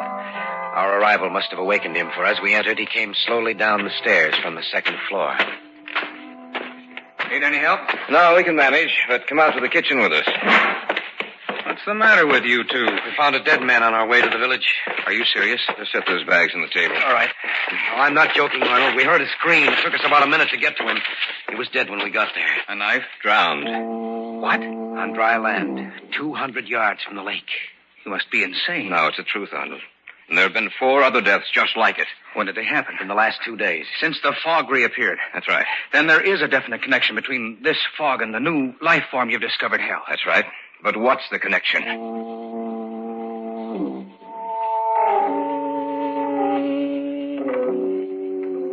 We'd gotten back to the house about 6 o'clock. It was about 7 that it happened.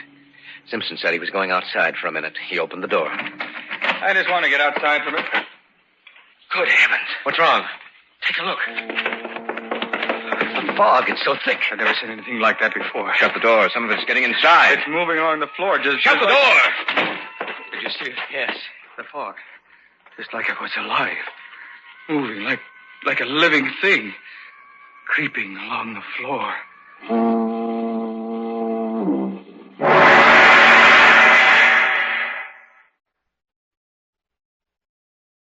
Back now to our story. An original tale of fantasy by Richard Thorne entitled The Night the Fog Came. When Simpson had opened the door, the fog crept into the house in little wisps that curled and snaked this way and that. It looked like a thing alive. You saw it, didn't you, Hal? Yes, I saw it. What does it mean? I'm afraid of what it means. You mean you know? I hope I'm wrong, but I'm afraid I'm not. It's just possible that this form of life has developed from something that was present in the water all the time. The great brute animals ruled the world before man appeared, and then were destroyed. Eventually, mankind wrested the supremacy of the earth from the other animal and plant life. Perhaps the cycle is to continue. Perhaps, after man, this new form of life.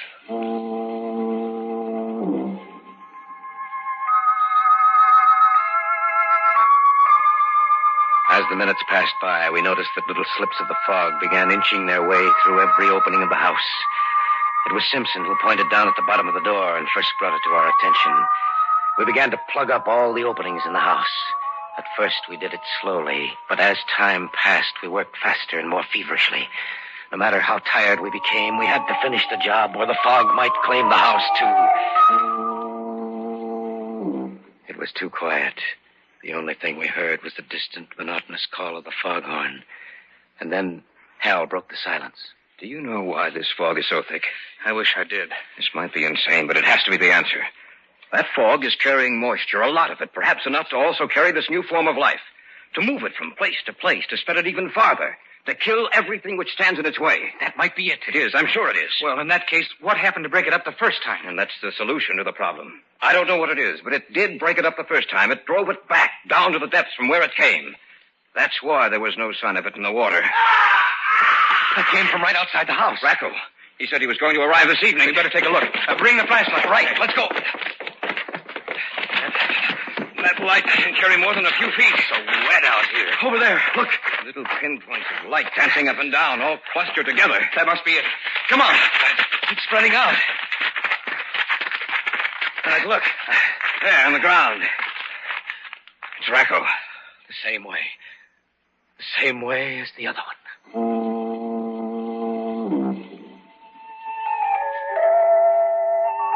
The little specks of dancing luminescence had withdrawn from Racco's body, but now we noticed that there seemed to be more of them. We carried the body back to the house. We'd forgotten to close the door behind us, and some of the fog had gotten inside. It wasn't too bad, however, and little by little it began to disperse. Look out that window. Yes, I see them. Gathering together with a whole mass, getting larger and larger all the time. Separating like the Hydra. It must be destroyed. Yes, but how? They created the fog. That must be the only way they can travel on land. They must have a basic water carrier. Have you realized what this means? What are you getting at? The area this fog now covers is 100 square miles. Every animal in this area may lose its life. And then what happens? They divide again and again and again. And the area of the fog keeps getting larger all the time. If it isn't stopped now, while we still have a chance, it may never be stopped. And I ask you the same question, Simpson. How? I don't know. Someone's outside. Let them in quickly. They're moving towards the house. Oh, thank goodness. I didn't think I'd make it. It's a miracle that you did. Sit down, Doctor. Thank you. I was out for a call on my way back to town. I noticed how thick the fog was. And then I noticed the animals lying dead in the forest. The smell of their death was in the air. I continued on towards the town. And then I saw the bodies lying just where they had fallen. The whole town seemed to be covered by a strange luminescent mass, which in some manner moved. I was afraid. Then I thought of you people in this house, and I got here as soon as I could. I don't know how long we'll be able to withstand them, Doctor. I'm sure the townspeople are dead now. In fact, almost every living creature in the area must be dead. But what is it? What caused it? If we get out of this alive, Doctor, we'll tell you. Look outside. It must have split again. It's twice the size it was. What are we going to do? Look under the doorway. They're getting through. Plug it up. Use some newspaper, clothes, anything. We've got to stop it. Constant opening and closing of the door. Loosen the other things we had down there. I think that'll do. Look, the things that did get in. First you see their light, and then they're gone. What happens to them? Perhaps we can't see them. Or perhaps they die. Hal, wait a minute. Your first letters to me mentioned the fact that the mist had been dispersed. What caused it? I don't know. Doctor, you're a native of these parts. Yes. I want you to tell me about anything unusual which happened that day. Well, I don't remember anything about that day particularly. I remember I was quite pleased to see that the fog had lifted. It was a beautiful day. Unseasonably warm. In fact, the sun was quite hot. Heat. I wonder if what, Jeff? These things, these Hydra-type creatures must die in the heat. This house is quite warm. The day the fog was dispersed was warm with a bright sun. Perhaps that's the answer. Doctor, is there any fire break around this area? Well, there was one cut through the trees several years ago. Yes. Case of a fire, a bad one, in the heavy timberlands. Everyone was instructed to get into this area. In other words, there's a complete fire break around this entire area. Yes. It comprises about 150 square miles. And that's it. It's the only chance we have. We'll burn out this area and hope it drives them back. There's some oil downstairs. Get it. We'll start the fire here and hope it sets fire to the trees surrounding this house. Be right back. We'll have to make a run for it once this place is on fire. We may not come out of this alive, but we can try.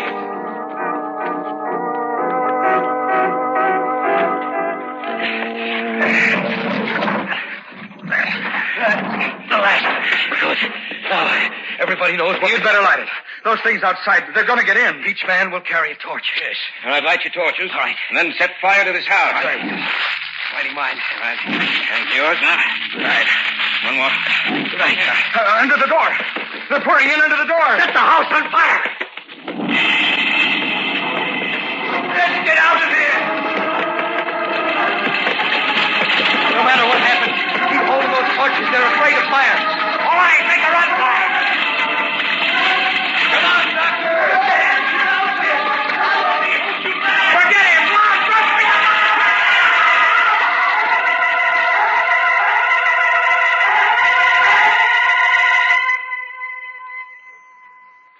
The fire caught hold, and the entire area was burned out.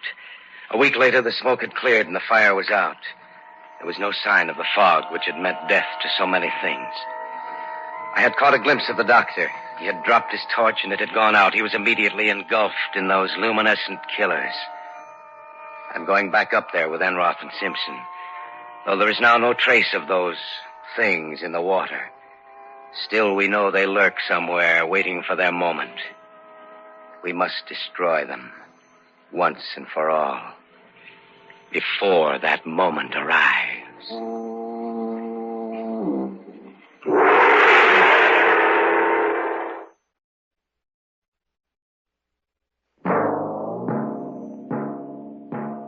So runs tonight's tale of the unusual, the terrifying, the unknown. Join us again when next we journey down the corridors of the Hall of Fantasy to hear another strange tale of the supernatural.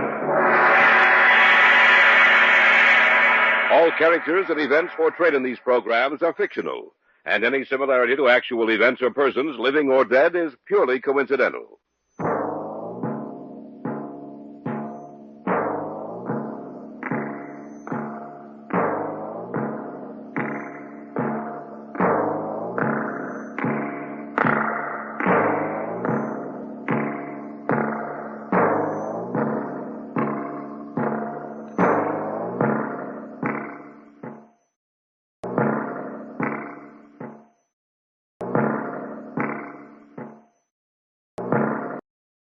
And now, the Hall of Fantasy. Welcome to the Hall of Fantasy.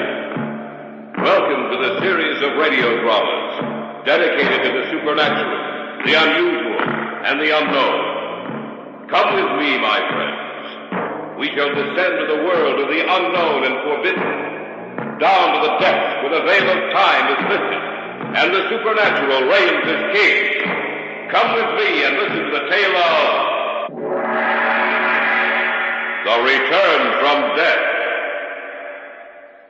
You mean that you can bring him back to life? I know I can. There, everything's ready. Will you step back, David? Of course. Now to turn on the machine.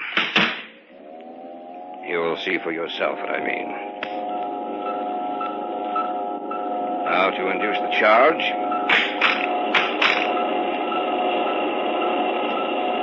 How much voltage are you using? 25,000. That's enough. Now look at him, David. Wait. He's alive. He was dead, but now he's alive. In just a moment, the Hall of Fantasy will present The Return from Death. And now for our story. An original tale of fantasy by Richard Thorne entitled The Return from Death.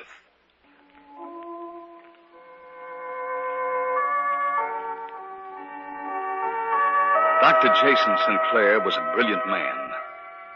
He was one of my instructors at medical school. He gave of his knowledge freely, creating in the students a desire to learn, imparting some of his own enthusiasm for his subject into the minds of his students. I always looked forward to his classes. After I received my degree, I lost track of him for several years.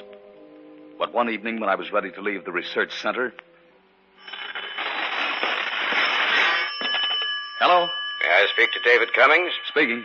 David, this is Jason Sinclair. Dr. Sinclair, it's good to hear from you. I was wondering if you'd remember me. Of course I would. All of us who studied under you owe you more than we can ever repay. What are you doing this evening? Well, actually nothing. I'd like to see you, David. Why don't you come over to the house tonight? It'll be a pleasure.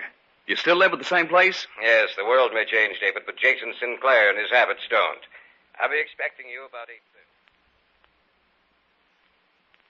Good to see you, David. Come in. Good to see you, Dr. Sinclair. You can forget the doctor part of it, David. Call me Jason. You're not in school now. How long's it been? I've lost all track of time. You received your degree in 1943. It's been 10 years. I didn't realize it was so long. You haven't changed, you know, Jason. Only 10 years older, that's all. Oh, do you remember my daughter, David? I believe she was That's right. She was in my class. How are you, Elaine? Fine, David. It's good to see you again. Are you working with your father? Yes. Sit down, David. Sit down. Can I pour you a drink? Not right now, thanks. Are you still with the college, Jason? No, I left there some time ago. Oh, really? How come? I wanted to devote more time to research. I see. David, are you happy with your present position? Well, I hadn't stopped to think about it. I guess I am. That's a shame. Why do you say that? I was wondering if you'd like to work with me. I don't know. I hope you'll forgive me for hesitating, Jason, but I've been with Associated Chemical for several years. I understand, David. It's only natural that you'd hesitate. Why, of course. Dad doesn't want to push you into this, David. You're perfectly free not to accept. Of course, I would like to have you with me. I can guarantee you more than you're getting now. Well, that's a pretty good inducement. I'd like to work with you, David. I'm sure you'll find it interesting. What are you working on, Jason? Come, I'll take you downstairs, and you can see for yourself. Do you remember some of our discussions years ago about death and the possibility of bringing back to life a man that medical science had pronounced dead? Yes, I do. Well, that's what I've been working on. Oh? Have you had any success? Quite a lot. More than I'd expected this early. I'll show you. The rabbit you see on the table is dead. I'd like to have you examine it, if you will. Yes, he's dead, I'd say, for at least 2 hours. Very close, David. A few minutes longer, that's all. What do you intend doing? You'll see. I've already given him the preliminary injection, David, to save time. You know, of course, that all life has a connection with electricity. And we think we send out small charges of electricity along the nerve network, which in turn activates our muscles. You mean that you can bring him back to life? I know I can. There, everything's ready. Will you step back, David? Of course. Now to turn on the machine. You'll see for yourself what I mean. Now to induce the charge. How much voltage are you using? 25,000. That's enough. Now look at him, David. What? He's alive. This animal's alive. Yes, David. But there's something strange about him. How do you mean? I don't know. I can't explain it. You're imagining it, David. You saw him dead, now you see him alive. The sight is foreign to your mind. Perhaps. I've learned the secret, David. Now we can restore to the living those who have passed into the realm of death.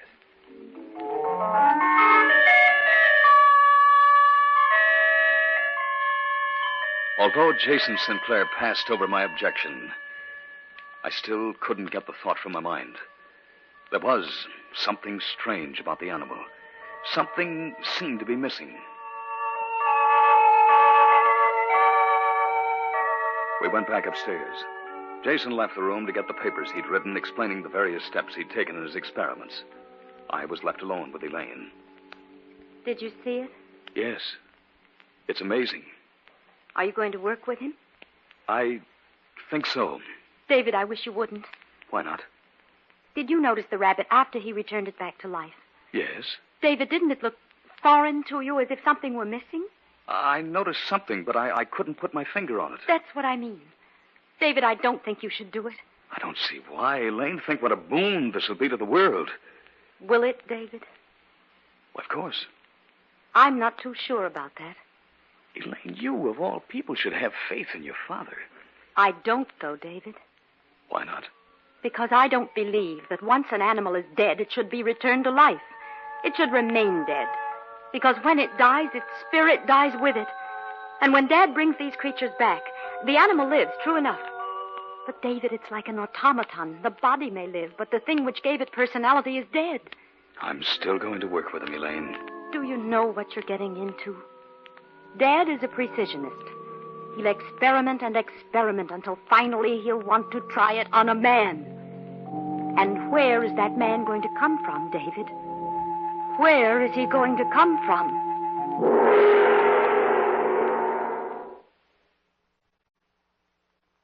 Back now to our story.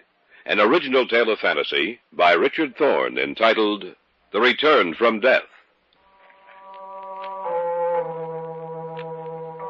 I was in the house of Jason Sinclair. A few minutes before, I'd been witness to a scene which had amazed me. As I saw it, I made up my mind to work with Jason. We went back upstairs, and when Jason left the room, his daughter tried to dissuade me from my decision. I'm serious, David. Where is he going to come from? I don't know. Then you're going to go through with it. Yes. I warned you, David. Remember that. Here are the papers, David. Oh, thank you. Look them over. They contain all the notes I've made on the experiment. I will, Jason. Are you going to work with me? Yes. Good. You'll have to give the organization for which you're working now at least 2 weeks' notice. Of course. If you like, you can live here with us. Do you have any relatives, David? No. Glad to hear that. I'll see you in 2 weeks.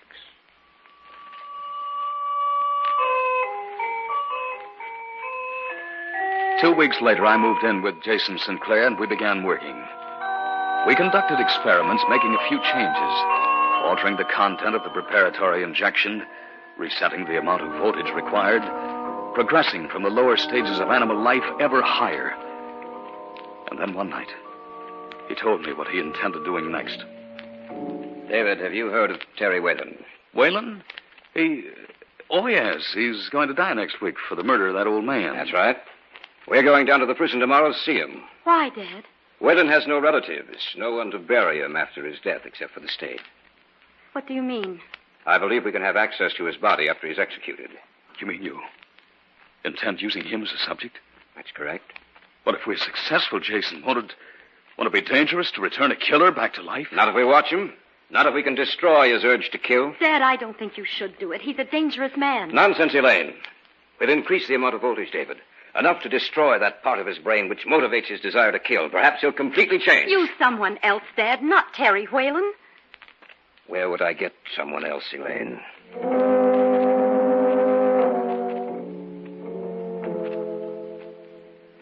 We arose early the following day and drove out to the prison.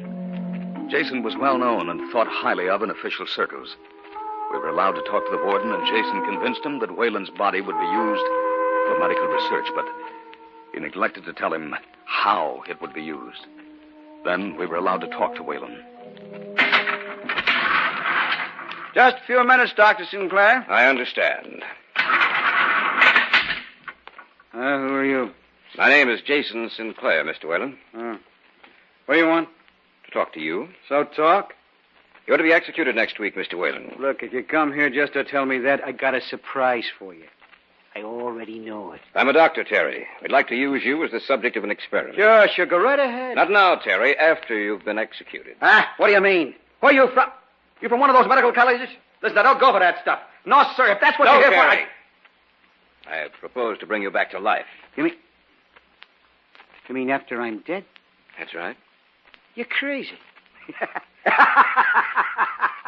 You sound like you've been in stir too long. I'm serious. We can do it. You mean... you mean you can actually bring me back to life? That's right. That's pretty good. And they can't punish me a second time, can they? They can't kill me twice. You agree to it, then? Sure, Sawbones. Sure, I agree to it. Anything to get another chance.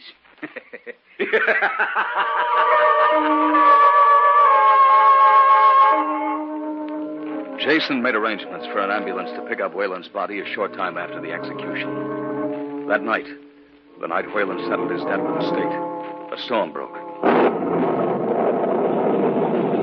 We stayed at the house and waited. The ambulance was already at the prison, waiting for its passenger. What time is it?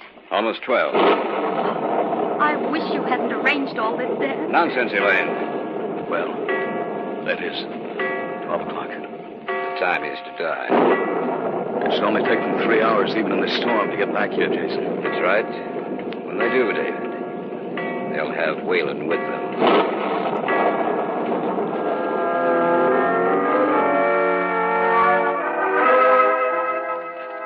We waited there at the house. The storm was the perfect background for the strange mood which had seized hold of each of us. A short time after 3, the ambulance pulled into the driveway, and we went down and opened the basement door.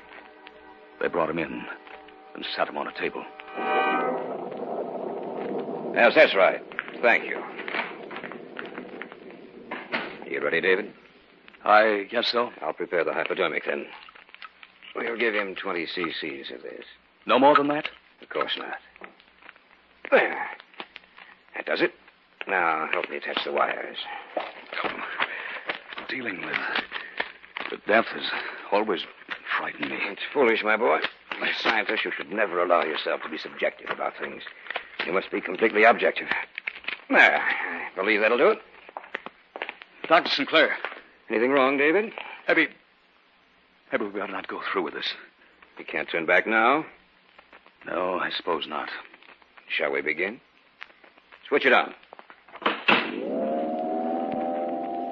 has a pleasant sound, hasn't it, David? What's the reading? 10,000. Increase the charge.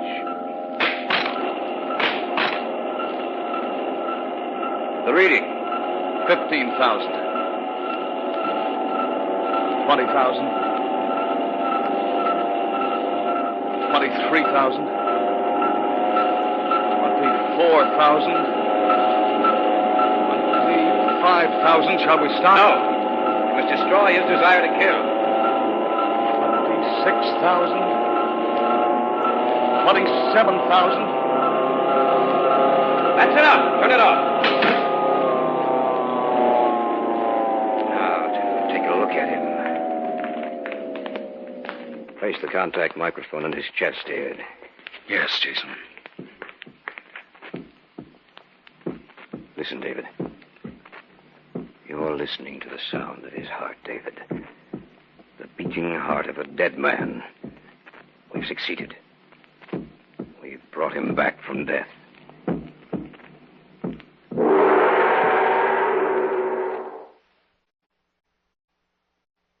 Back now to our story. An original tale of fantasy by Richard Thorne entitled The Return from Death.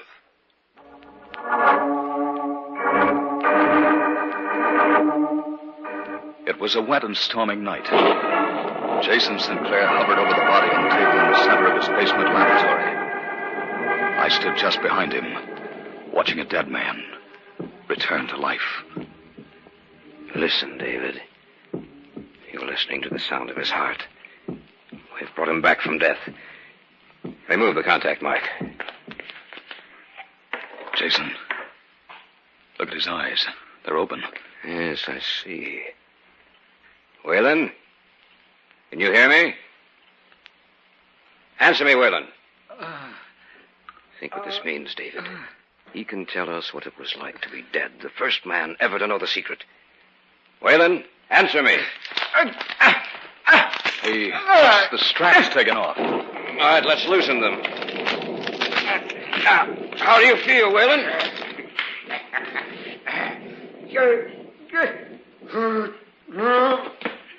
Look out, Jason. He's getting off the table. Nothing to be afraid of, David.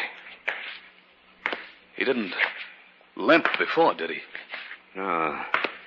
Some of the motor section of the brain must have been damaged. He's coming toward us. Don't move. You might frighten him.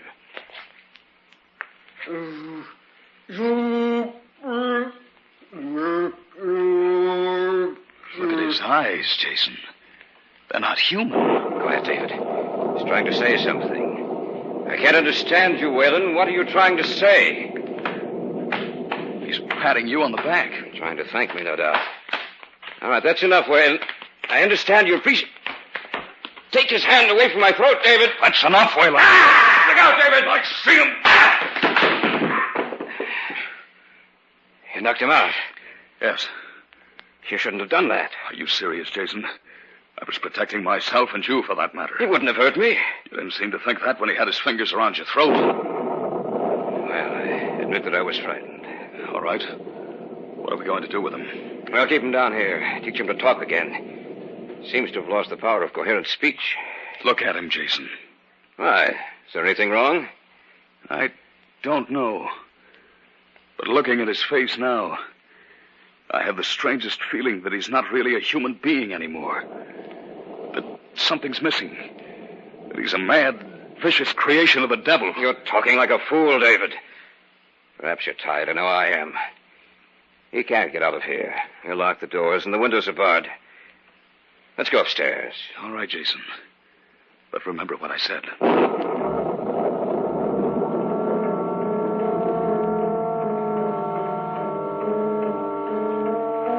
We placed him back on the table, taking the precaution of strapping him down in case he should awaken. Then Jason locked the doors and took the keys with him. We went upstairs. I've been waiting for you. Lane, I thought you were asleep. No, I couldn't sleep. You should have come downstairs and joined us then, Elaine. You brought him back? Yes. How did he react? Not as well as he might have, Elaine. Anything wrong? No, nothing. He tried to kill your father. What? He was merely trying to thank me, David. He's probably suffering from a sort of amnesia. He doesn't realize his own strength. He's like a baby. You know that's not true, sir. He's an inhuman, vicious killer. Oh, you should never have done this, Dad. Will you both be quiet? I'm tired of listening to you. What? I don't like to admit it. But I know I've been wrong. I'm sorry, my dear. I lost my temper. I shouldn't have. I know it's because I think you're both partially right. How do you mean, Jason? There is something inhuman about that thing that was a man downstairs. I noticed it tonight when his hands were around my throat. In his eyes, that intangible something that makes an animal a man is missing. In its place, I see the eyes of a madman with no soul. Oh, what are we going to do? I don't know. Maybe we haven't failed, sir. Maybe because we're tired, we think we have. It may look completely different to us after a few hours of sleep. What was that? Came from downstairs. Whalen. We had him strapped to the table. He must have gotten loose. That was the door. He's trying to knock the door down. We have to stop him. But how? Elaine, get my gun. All right, Dad. I'll be right back. I tried not to admit it, David, but that was only lying to myself. You and Elaine brought me to my senses. You were right all along, about the rabbit, about the other animals, and especially about Whalen. He must be destroyed. He's a monster without feeling. Here, Dad. Here's the gun. Thanks. I'm going down there and... You won't have to go down there. That was the door. Listen, he's coming up the stairs. Turn the lights out, David. Yes, sir. I'm going out in the hall to meet him. No, Dad. No, let him come in here. We'll stay right over here on this side of the room. All right, David. Be quiet. He's coming. I don't want to shoot him. We'll try to take him alive. You'll have to shoot him. Oh, yes, Dad. He's just outside the door. David, I'm afraid. Be quiet. There he is. Where you close? He's searching for me. Be quiet. He's looking this way.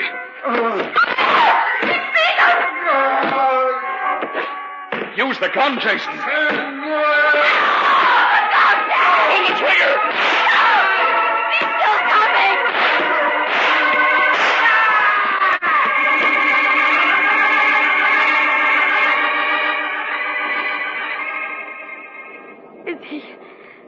Is he dead?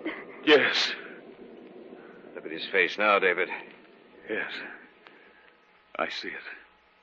It's composed. It looks human again. Perhaps we're not meant to tamper with the natural laws of life and death, David. I see that now. But it took Whalen's return from death to prove it to me.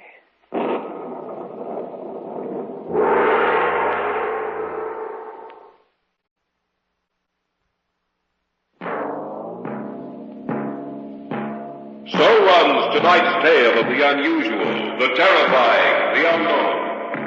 Join us again when next we journey down the corridors of the Hall of Fantasy to hear another strange tale of the supernatural. All characters and events portrayed in these programs are fictional, and any similarity to actual events or persons, living or dead, is purely coincidental.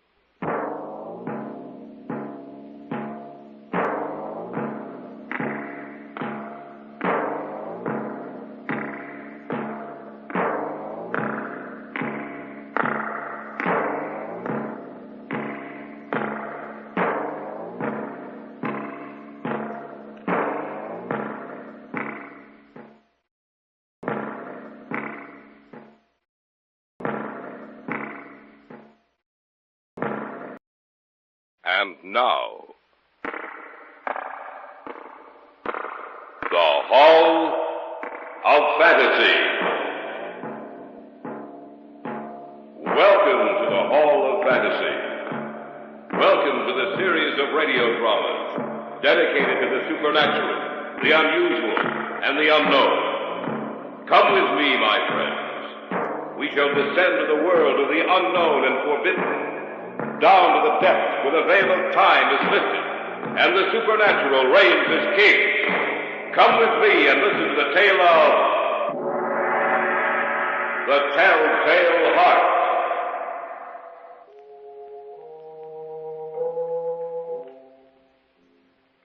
I had nothing against the man. I didn't want his money. And those who say I did are crazy. He was always agreeable and liked me. But there was one thing about him that bothered me. That eye of his. That pale blue vulture eye. Why did you do it? That voice. It's always with me. It's always with me. Why did you do it? Why did you do it? Listen. Can't you hear it? Slow. Rhythmic beating. It's with me. It follows me wherever I go. The pounding of his heart. The pounding, beating rhythm of the telltale heart. Be quiet! Be quiet!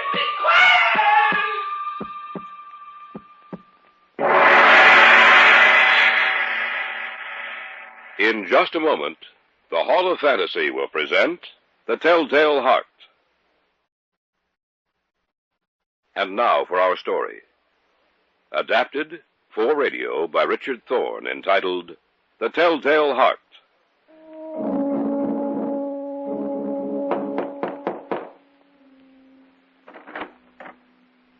Yes? There was an advertisement in the paper. I'm here to answer it. I see. Won't you come in, please? Yes, thank you. Are you the one I'm supposed to see? No, I'm Mrs. Gorman, the housekeeper. Mr. Lawrence, the old gentleman, he's the one you're to see. You'll just wait here. I'll tell him you're here. Yes, thank you, of course. Mr. Lawrence, Yes? someone here in answer to the advertisement you placed in the paper. Send him in, Mrs. Gorman. Sir, Mr. Lawrence will see you now. Thank you. He's over by the desk, sir. Yes, ma'am, I see him. Thank you. You come in answer to the advertisement in the paper? Yes, sir. You care to sit down? No, I'll stand, thank you. What's your name? Crowther. David Crowther. Aside from my housekeeper, Mr. Crowther, I live here by myself. I feel the need of a companion. Someone to whom I can talk. Mrs. Gorman is a housekeeper. She doesn't talk very much. Very competent person, but very uncommunicative. You have references, I suppose? No, Mr. Lawrence, I haven't. Oh. What work have you been doing? I'll be completely honest with you, Mr. Lawrence. I haven't been working for the past year. I was only released from the hospital 2 weeks ago. I noticed you looked rather pale. Are you well now? Oh, yes. I've completely recovered. Well, you don't have references. I don't know. Please, Mr. Lawrence. I need employment. My money is all gone, and I must work in order to live. I see. What about your family? I have no family.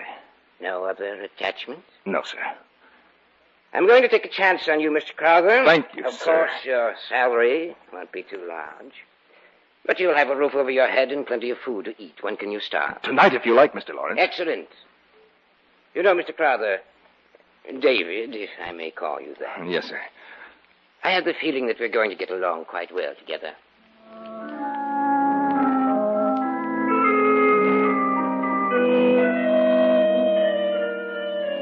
I was with him for several months. I don't know when the idea first entered my mind, but once it was there, it haunted me day and night. It enveloped my brain with its cunning. I had nothing against the man. He was always agreeable and liked me. But there was one thing about him that bothered me, that eye of his. One day I asked the housekeeper about it.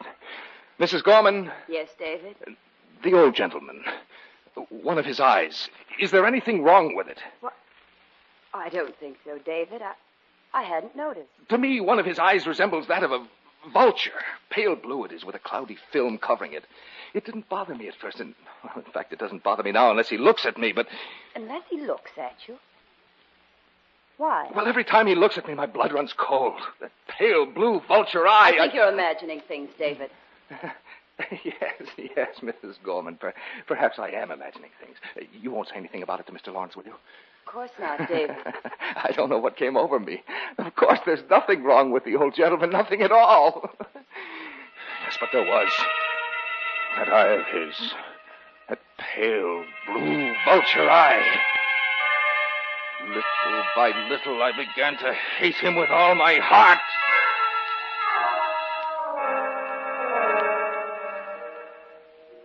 One evening, a few weeks later, the old man and I sat in the living room.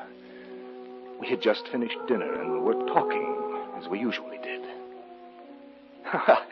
Just as you say, Mr. Lawrence, we'll have to wait and well, what are you looking at?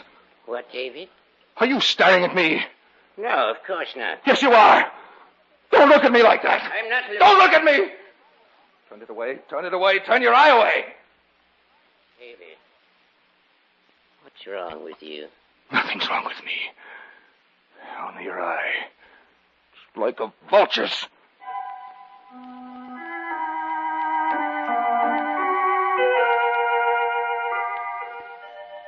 A few days passed, and I guess he thought I had forgotten about his eye. But I hadn't. No, I hadn't. And every night about midnight, I'd get out of bed, creep from my room to his. I'd unlatch the door and open it. And then, after it was opened wide enough to stick my head through, I would put in a covered lantern, all closed, so that no light would shine forth.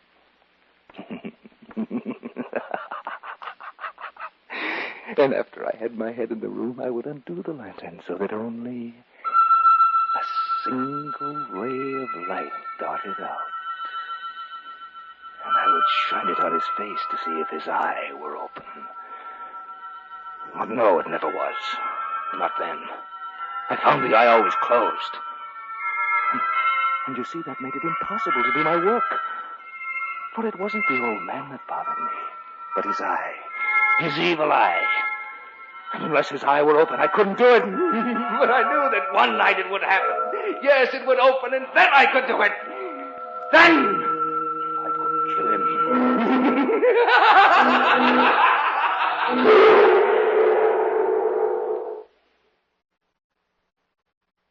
Back now to our story, adapted especially for radio by Richard Thorne, entitled The Telltale Heart.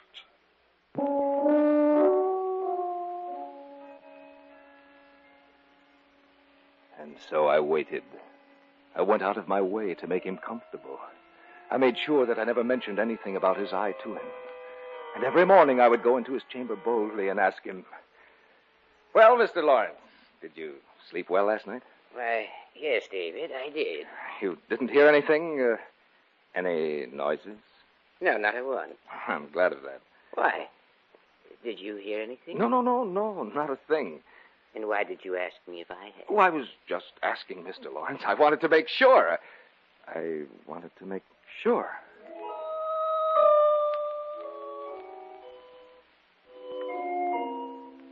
And he thought everything was all right. He was a fool, just like all the others. Well, how could he know?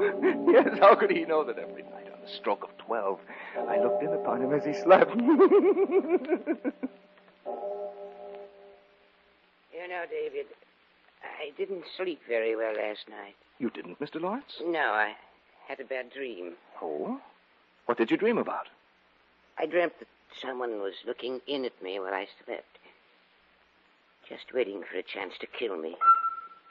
Well, that's just a dream, Mr. Lawrence. Nothing to worry about, you know that. Yes, I guess it was just a dream. Because the only people here are Mrs. Gorman, myself, and neither one of us would hurt you. You know that, don't you, Mr. Lawrence? Yes. I'm glad you're both with me, David. Just the same. I can't seem to get rid of that feeling. It frightens me. Don't worry about a thing, Mr. Lawrence. No, don't worry. I'll take care of you.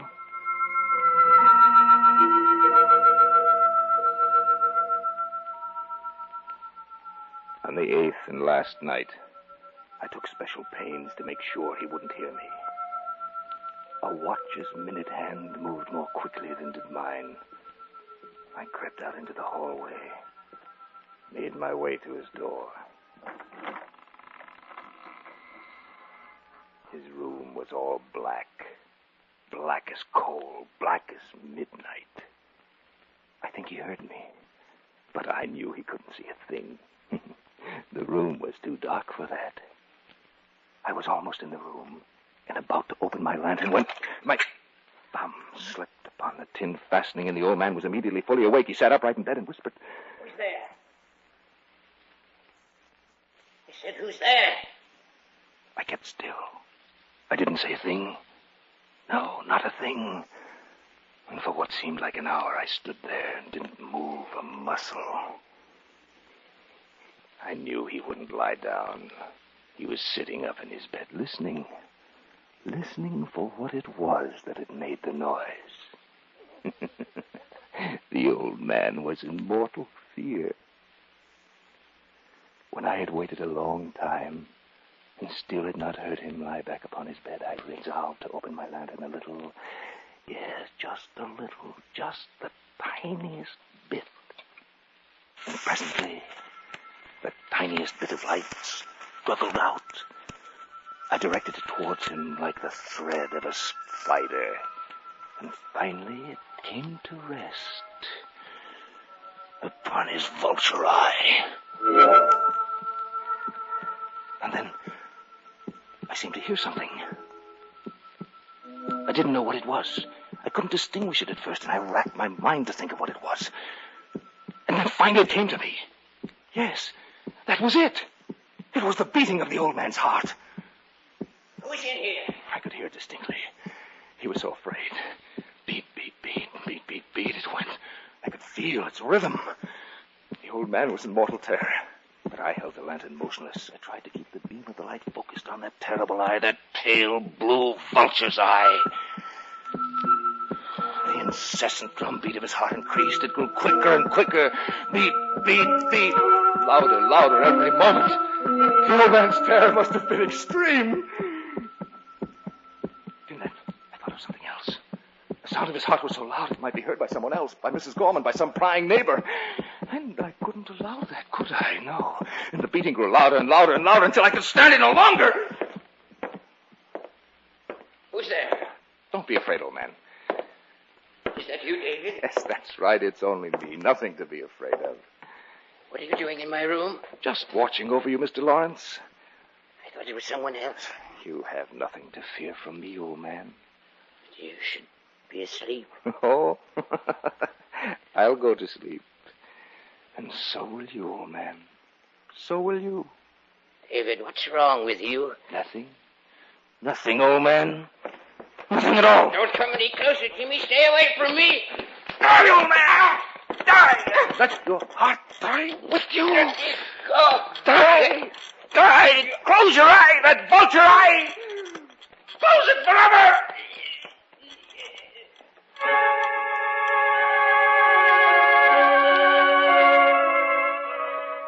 I stood there in the darkness, looking down upon him. He was quiet now. Strange kind of stillness was upon him. For he was dead. His eye would trouble me no longer, and I knew that I had to dispose of the body. And I racked my brain to think of a place, and then it came to me. Yes, I pulled 3 boards from the floor. I had to work quickly. The blackness of night was fast changing to gray. I placed his body under the flooring very neatly, and then I boarded it up again. I did it so well that even I could hardly recognize the spot under which the body was hidden. Yes, his room looked as if nothing had happened. The striking of the town clock made me realize how late it was. Well, the job was over, and no one would ever be the wiser.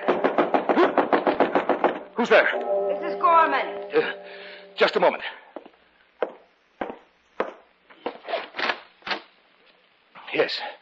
Yes, what is it?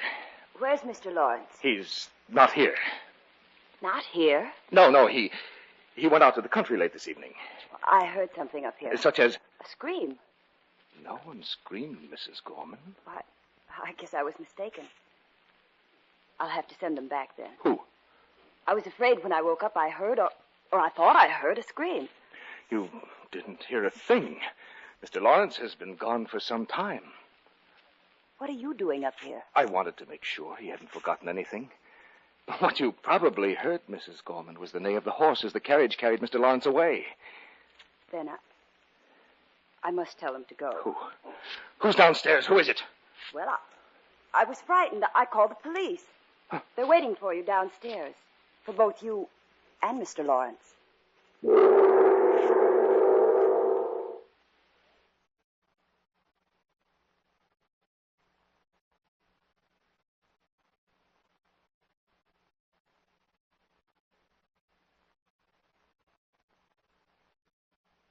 Back now to our story, adapted especially for radio by Richard Thorne, entitled The Telltale Heart.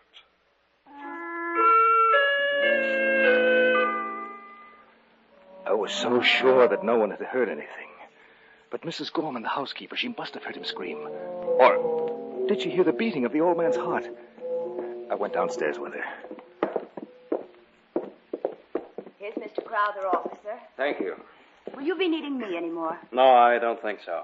Good night, then. Well, what can I do for you, gentlemen? You'll have to pardon us, sir, for disturbing you. We received a complaint from your housekeeper about some strange noises she heard. Oh, she must be mistaken, officer. Nothing's happened here. The housekeeper said she heard a scream from upstairs. Oh, she must have been dreaming. Perhaps. But I hope you'll excuse us, sir, if we take a look through the house. Why, certainly, officer. I have nothing to hide. Well, where do you want to start, gentlemen? If you'll just show us around. With pleasure. Just follow me. I led them from room to room. I took them all over the house. I wanted to show them I had nothing to hide. I showed them every nook and cranny in the place except the old man's room. I wanted to save that till last. Don't you think this is enough? Finally, I took them into his room, and though they searched it exhaustively, they found nothing. I was quite pleased with myself. That housekeeper of yours must have imagined she heard a scream from up here. Probably just a nightmare. Well, perhaps what she heard was me. Yes, I had a nightmare, and I think I might have been the one she heard. Well, there you are. That's a simple explanation of it. Yeah, I often have nightmares, you know. We ought to go to her room and tell your housekeeper. Don't worry about it, Tom. It wasn't her fault. Yes. Well, as a matter of fact, how will she know who made the noise? She said there was a Mr. Lawrence living here, too. Oh, yes. Where is he now? Oh, he isn't here. Well, that's evident. But where is he? Well, he went out to the country for a few weeks. He left tonight. I see. Sorry to have troubled you, sir. No trouble at all, officer. Well, let's get out of here, Ed. We're keeping this gentleman out. If you gentlemen won't think it presumptuous, won't you have a glass of wine with me? I know how it is after you've been up all night. Oh, I don't know, sir. We're not supposed to drink while we're on duty. But Ed, we're almost through. Let's have a glass of wine. When we finish here, we can go home. Yes, do have some wine. All right, it's a pleasure. All right, I'll get it for you. And Mr. Lawrence always kept a decanter and glasses on that table. Did you say kept, sir? A slip of the tongue, officer. The hour is late, you know. Don't mind Ed, Mr. Crowther. He's suspicious of everybody. Yes, of course. Well, that's your job. Well, here we are. I hope you like sherry. Mm-hmm. Always have it at home. Good. Glad to hear that. Well, here's yours, sir. Thank you. And yours. Thanks. There. Now, shall we drink to something, gentlemen? Well, let's drink to you, sir, as a sort of apology for interrupting your sleep. Yes. That's very good, you know. You did interrupt me. I wanted to show off. I had seated them in the old man's room. And after all, in a way, this was a celebration, a token of my ingenuity. I'd seated myself on top of the very spot under which I'd hidden the body. We had one glass of wine, then another, and another. We were talking quite freely when I heard it. Won't you gentlemen have enough... What's that? What's what, sir? That noise. That beating. I don't hear anything. Anything wrong, Mr. Crowther? No, nothing. Nothing's wrong. Have some more wine.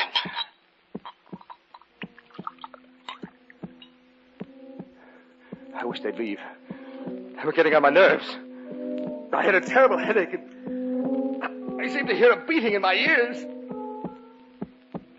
They began to look at me queerly. And yet that sound increased. There was nothing I could do about it. It was a low, dull, quick sound, like the beating of a drum. Where had I heard that sound before? They watched me closely. I paced the floor. I didn't know where the sound was coming from. Beat, beat, beat. Throb, beat, throb, throb. Where had I heard that sound before? I knew they suspected. Who wouldn't, with that incessant beating that filled the room, that seemed to make the very walls shake with its monotonous beat, that rhythm? Where had I heard it before? Where had I? I knew where I'd heard it before. Beat, throb, beat, throb, beat, beat, beat. Yes, I knew where I'd heard it before. It was the beating of the old man's heart. What's the matter, Mr. Crowther? Can't you hear it? Hear what, sir? Perhaps I can crush it out. What's the matter with you? What are you trying to do? Stop it from beating. Stop what, sir? Get out of here. Both of you. Get out of here. Get out of here. Can't you hear it? Can't you? I can stifle his heart, that throbbing heart. Can't you hear the throbbing? Can't you hear it? The only thing we hear is you, Mr. Crowther. I can't stand it. I can't. The continuous pounding will never stop till I tell you the truth. The truth about what? About the old man, about Lawrence. I did it. What did you do? I killed him. Under the floor. His body is under the floor, and they stopped that beating. Stop the beating of his telltale heart.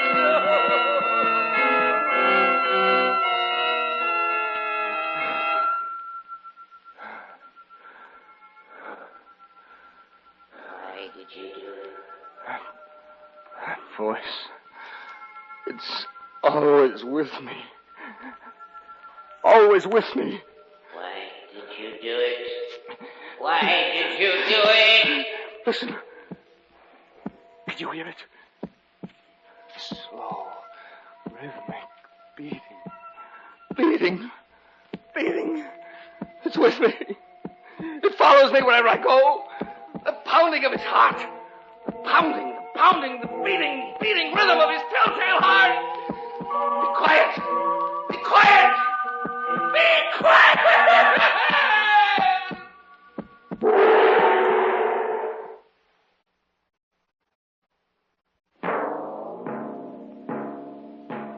So runs tonight's tale of the unusual, the terrifying, the unknown. Join us again when next we journey down the corridors of the Hall of Fantasy to hear another strange tale of the supernatural. All characters and events portrayed in these programs are fictional, and any similarity to actual events or persons, living or dead, is purely coincidental.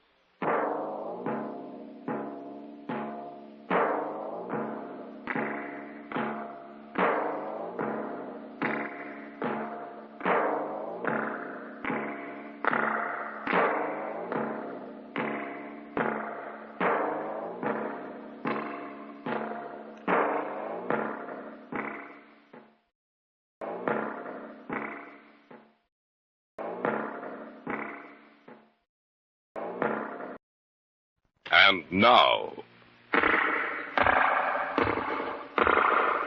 Hall of Fantasy. Welcome to the Hall of Fantasy. Welcome to the series of radio dramas dedicated to the supernatural, the unusual, and the unknown. Come with me, my friends. We shall descend to the world of the unknown and forbidden, down to the depths where the veil of time is lifted, and the supernatural reigns as king.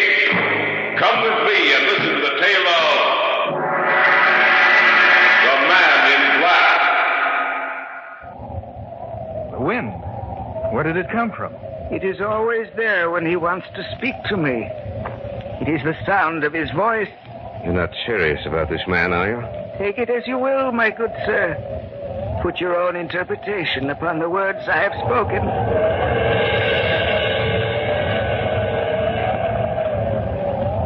Yes, master. I understand. What did you say? I answered him. What do you mean? The wind. The mocking sound of the wind is his voice. He has seen. He has looked into your minds and seen you. But he sees only one woman in both of your minds. First, she shall die, then you, both of you.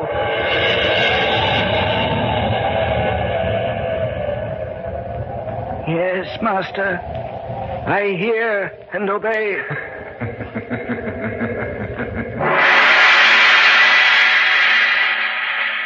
In just a moment, the Hall of Fantasy will present The Man in Black. And now for our story. An original tale of fantasy by Richard Thorne entitled The Man in Black.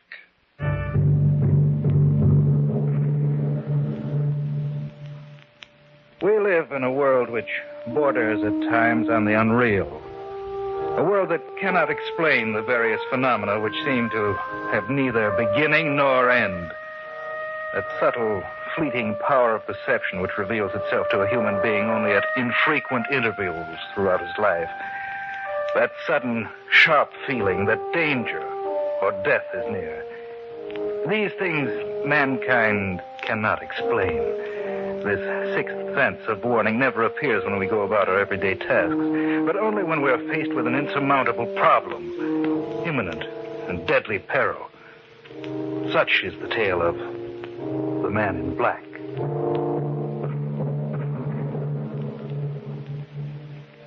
It was a cool, quiet night. That night it began. For some reason, Brian had insisted that we take a stroll in the park. That was late, Brian, almost 11:30. I know, David. Beautiful night, isn't it? Yes. A good night for sleeping. I like to come out here about this hour. It seems to give me a sense of belonging. That sounds strange coming from you. No, I'm quite serious, Dave. I feel no relation with the rest of the world, but out here in the park, listening to the sound of the crickets, or footsteps on the walk, I feel as if I belong. You understand what I'm trying to say? I think so. Another thing, it's strange, but I have a feeling. A feeling that something is wrong, that something is going to happen. What do you mean? Something inside of me. I almost know that something will happen that will change the entire course of my life. Oh, I think you're just That imagining. woman coming towards us. Yes, I see her. I wonder if... Man in black. Have you seen that man in black? I'm sorry, but we haven't Just a minute, David. Let her talk. Have you seen him? Have you seen the man in black? No, I'm afraid not. Oh, I thought perhaps you could help me. I must find him. Well, we haven't seen anyone out here tonight except you. The man in black. I must find the man in black. What does she mean? I don't know. The man in black. Maybe we ought to follow her. Now let her go. That's strange. What? It was so still before, now a wind seems to have sprung up from nowhere. Listen. She went off in that direction. Let's take a look. Wonder why she screamed. Well, she couldn't have gotten too far. Look up ahead. That must be her. Lady, is anything... What's the matter with her? She's dead. Dead? That's right. I wonder who he is. Who? The man in black.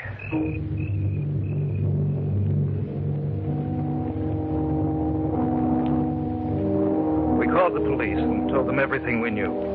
There were no marks on the woman's body, nothing to indicate the manner in which she died. The police were inclined to believe she died from natural causes.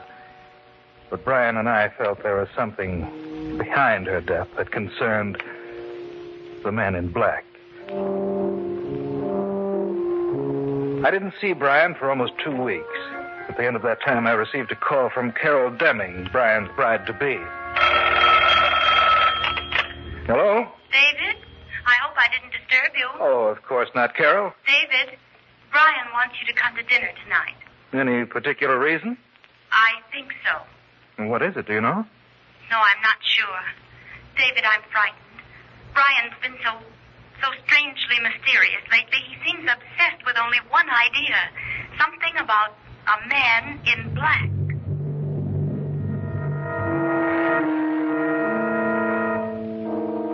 Not once during dinner did Brian mention the subject. It was perhaps an hour after the meal. The three of us were sitting in the library when he brought up the subject of the man in black. Remember that woman we saw in the park, David? Yes, of course. She aroused your interest, didn't she? Yes. She did the same thing to me.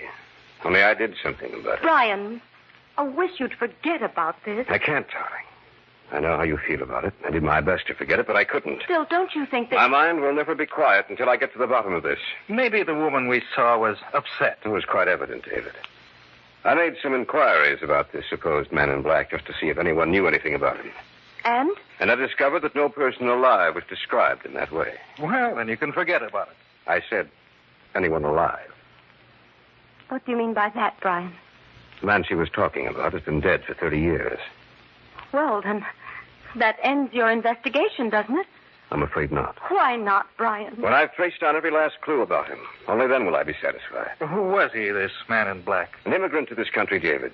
He's buried in a mausoleum in a private estate about 40 miles north of the city. You mean he lived here? No, he didn't. It was his dying wish that a mausoleum be built and his body placed there after his death. No one knows where he came from. Well, why should he pick this location? I don't know, David, but I intend to find out. How? I understand there's a caretaker for the estate. I intend going to him to learn the story. When? Tomorrow. Do you mind if I come along? Of course not. What about you, Carol? No. I don't want to go with you, and I wish you wouldn't go either. There's nothing to be afraid of. Are you sure, Brian? Are you really sure? What's the matter, Carol? Over there, at the window. There's nothing there. Oh, but there was. There was something over there. I couldn't see it clearly, Brian, but it was there. The grotesque figure of a man's face floating outside the window.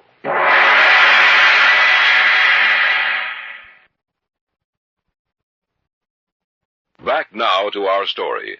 An original tale of fantasy by Richard Thorne entitled The Man in Black. Neither Brian nor I saw anything outside the window, and we put it down to Carol's imagination. She asked us again not to go out there, but Brian insisted, and in the end won out. The following day, in the late afternoon, we started out to the estate. This is the road that leads into the estate. It seems so lonely out here. Yes, doesn't it? Almost as if this little area was set apart from everything else. Maybe it's the day. Gray overcast. Well, that all adds to it, of course. Up ahead, is that it? Yes. Well, that one building with that semicircle of trees behind it. I thought you said he was buried in a mausoleum. He is. You mean that's...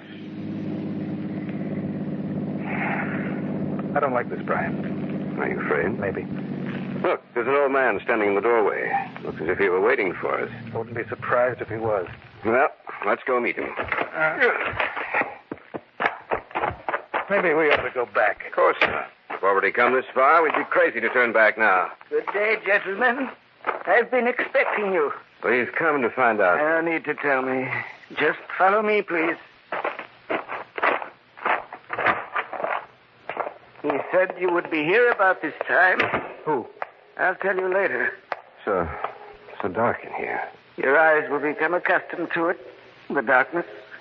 Just come with me. What do you think? I don't know. You said something? No, nothing at all. This is the room. Right in here. You wish to learn of the man in black. Am I correct? Yes. Can't we have more light?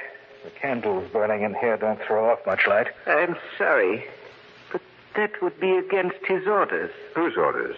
He who walks by night. What can you tell us about this man in black? Quite a good deal. The man who lies in a stone coffin in the center of this room died some 30 years ago. Yet his body is as it was when he was alive. Perhaps you would like to look at him. No. I'm sorry. You ought to look upon him. After all, he has laid claim to you already. What do you mean? The woman you met some time ago. She was the first link in the chain. The last in her chain, but the first in yours. They who search for the man in black shall die, but not before they see the one they love most in this world die first. The wind. Where did it come from? It is always there when he wants to speak to me. It is the sound of his voice. You're not serious about this man, are you? Take it as you will, my good sir. Put your own interpretation upon the words I have spoken.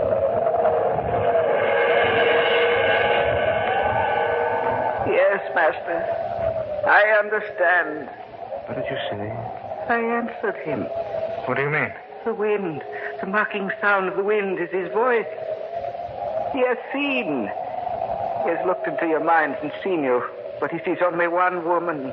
One woman in both of your minds. First, she shall die. Then you. Both of you. Yes, master. I hear and obey. That voice. Where's that voice coming from? From his coffin. Stop now. Yes. He has stopped laughing. Your meeting is over now. But you will see him again quite soon. Remember to look for the man in black.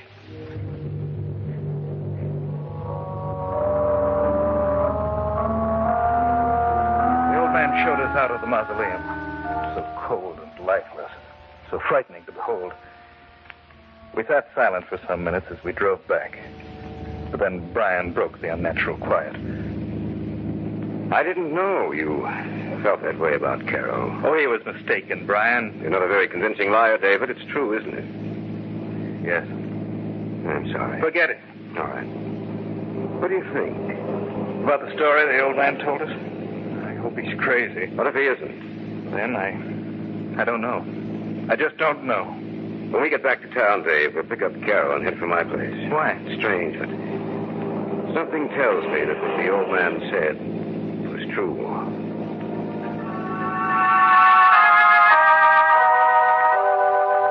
In the back of my mind, I also knew that what the old man had said was true.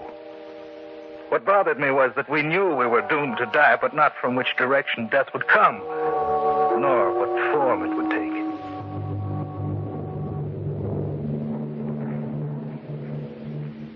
We phoned Carol from a little roadhouse just outside the city. She was waiting for us when we pulled up in front of the apartment building in which she lived. From there, it was only a short drive to Brian's place.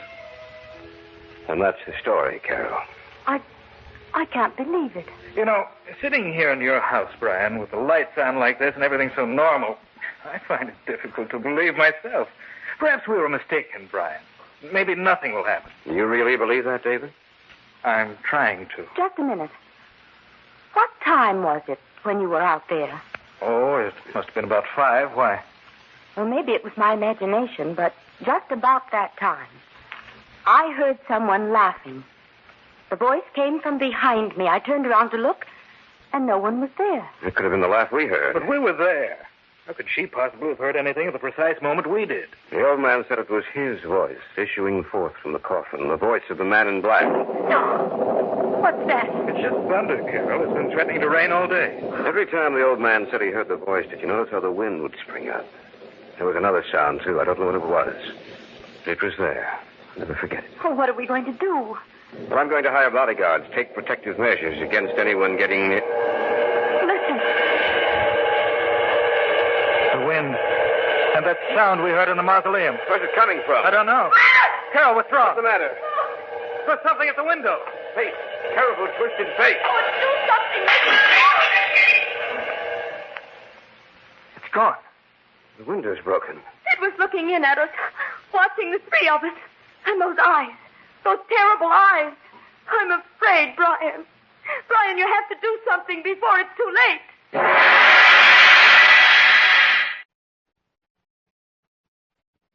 Back now to our story.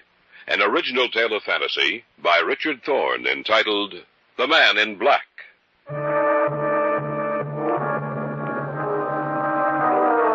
A moment before, the three of us had been witness to an amazing and terrifying sight.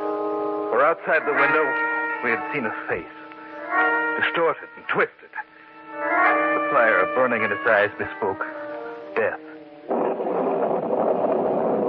I'm afraid, Brian. Brian, you have to do something before it's too late. Was that the same face you saw before, Carol? Yes, only now it was much clearer.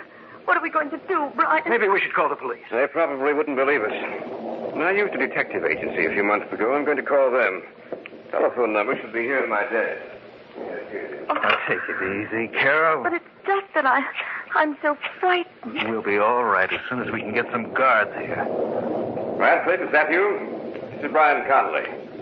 I want every available man you have to come out here tonight. You know my address. Yes, thank you. They'll be out here as soon as possible. Is Radcliffe coming? No, but we'll have 8 men here in the house to give us protection. We'll stay here, the 3 of us.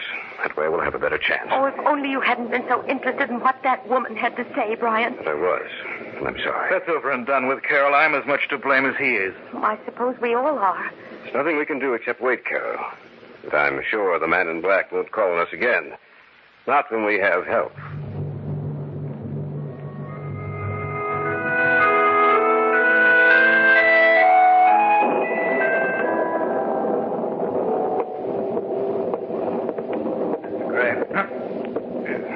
Yes. What do you want? I'm just checking up on things, sir. Have all the men been posted? Yes. It's rather dark out here in the hallway. You shouldn't be out here by yourself, sir. I'm just as safe here as I would be with the others. Probably. It's so dark, I can't see your face very well. It's just a face, sir. Nothing else. You seem very nervous.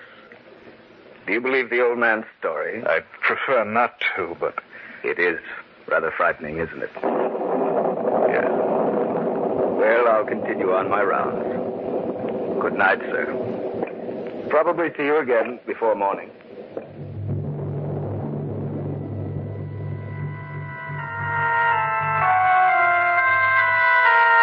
The guard somehow disturbed me.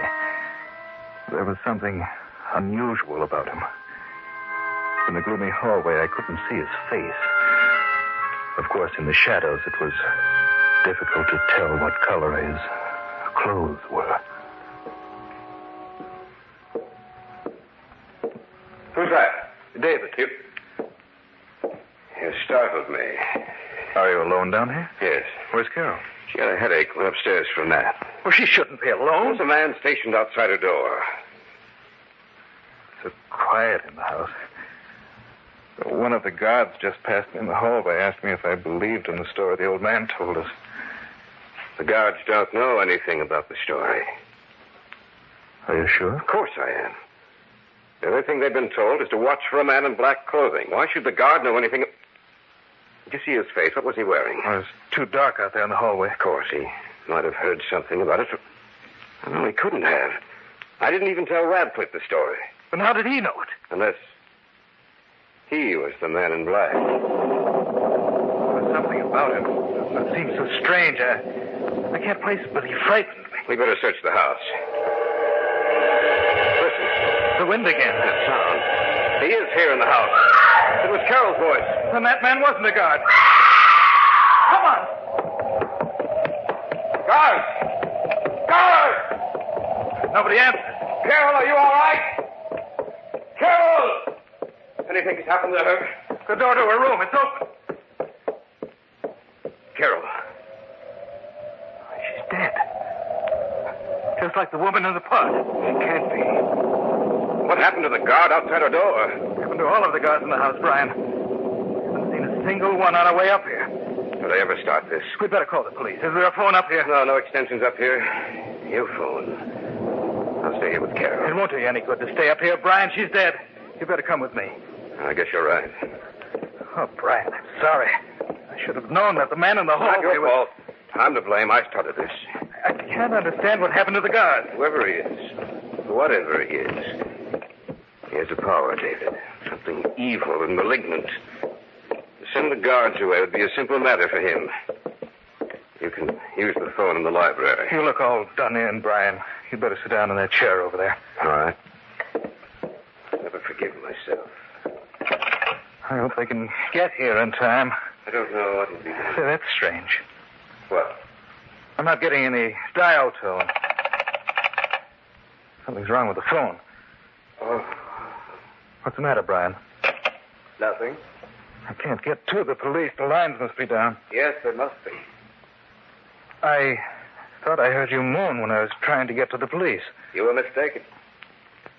It's rather dark in here, and with you sitting in that chair with your back to me, your voice sounds different. Does it? Yes. Stay where you are. Something's wrong with you. What is it? Don't you know? No. Perhaps you should look at my face. You're not Brian. The man in the hallway, you're... The man in black. What happened to... Your friend? We exchanged places for a while. You mean he's dead? That's correct. As you will be soon. Don't come any closer to me. Are you afraid? Why don't you run? I can't move. Now, you see him. The man in black, face to face. And now, you die.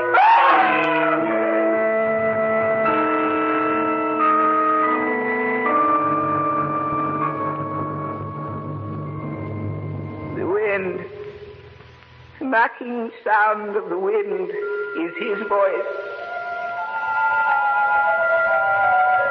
The last link in the chain has been broken. Death will strike at those who search for the man in black. For he is dead.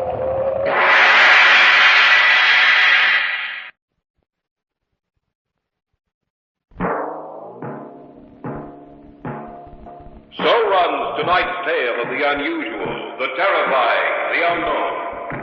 Join us again when next we journey down the corridors of the Hall of Fantasy to hear another strange tale of the supernatural. All characters and events portrayed in these programs are fictional, and any similarity to actual events or persons, living or dead, is purely coincidental.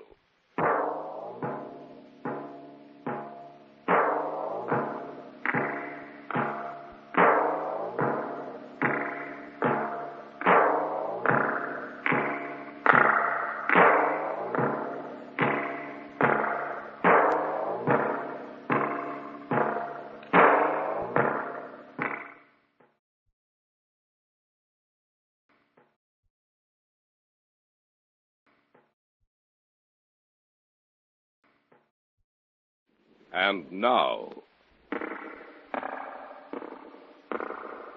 Hall of Fantasy. Welcome to the Hall of Fantasy. Welcome to the series of radio dramas dedicated to the supernatural, the unusual, and the unknown. Come with me, my friends. We shall descend to the world of the unknown and forbidden, down to the depths where the veil of time is lifted and the supernatural reigns as king. Come with me and listen to the tale of the Sea Phantom.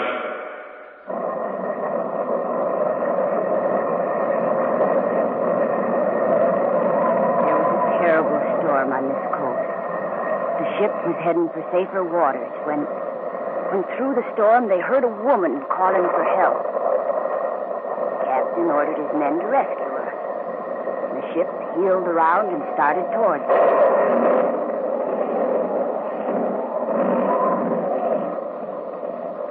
As they were getting close to her, suddenly the ship hit a submerged rock that tore open her hull. No one had a chance. For in a matter of minutes, the ship and all hands were lost.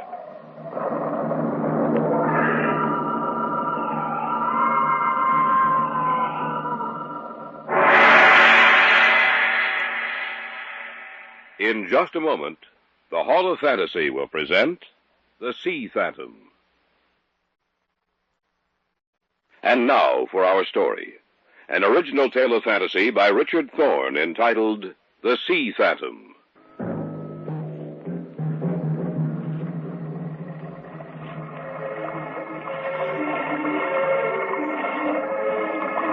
The house stands on one of 2 points of land that stretch out into the ocean, forming a small bay of the water and the shore between them. The tides rise and fall. The waves roll in inexorably. Sometimes the wind shrieks and howls in anger.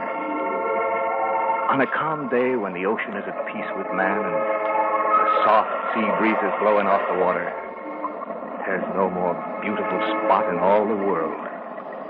But when the sea is angry and the winds whip it into a raging fury and the sky is filled with black swirling clouds, then you would believe that you were in another world.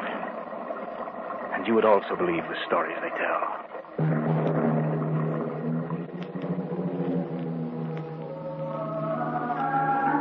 Don Fleming was an artist, and I, a writer. And through the years, we'd become good friends. Oftentimes, we would take trips together around the country, to Europe or South America. He to paint, I to write. And when we had finished with the day's work, well, we managed to have some pretty good times together. How we came to rent that house in Maine on the rocky coast of the Atlantic, I still don't know. But we did, and it was there the story I tell you begins. Awful nice of you to come out here with us, Mr. Loman. Well, I was coming out anyway. got to see old Mrs. Green about some business, so I figured I might as well drive out with you fellas. Make sure you get settled nice and comfortable like. Well, we appreciate it, Mr. Loman. Oh, it ain't nothing at all. You're that writer feller, huh? That Larry Reardon? Oh, that's right. Read one of your stories in the magazine just the other day. Pretty good. Oh, thanks. And what about you, young fella? What do you do? I'm an artist. Painter, eh? Yes, he is. And a very good one. Only thing I know about painting concerns houses and barns and boats. That's the only painting I ever done. You're probably a lot better off. I expect so. Well, here's the house. Better pull up. It's a beautiful house. Always come out here when I rent it to folks. Yeah. Here's the key. Thanks. And I want to thank you for driving me out here. I'll go on down to Mrs. Green's now. Drop in now and then, see how you're getting along. Thanks, Mr. Loman. And in case you see anything down in that bay, don't you worry none. It won't hurt you, as long as you leave it alone.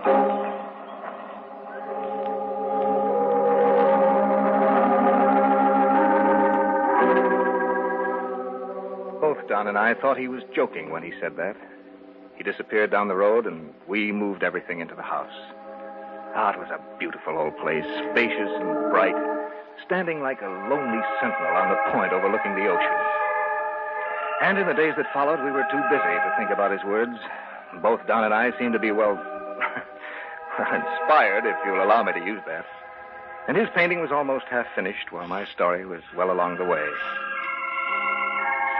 Not until a week after we arrived did we realize what was happening.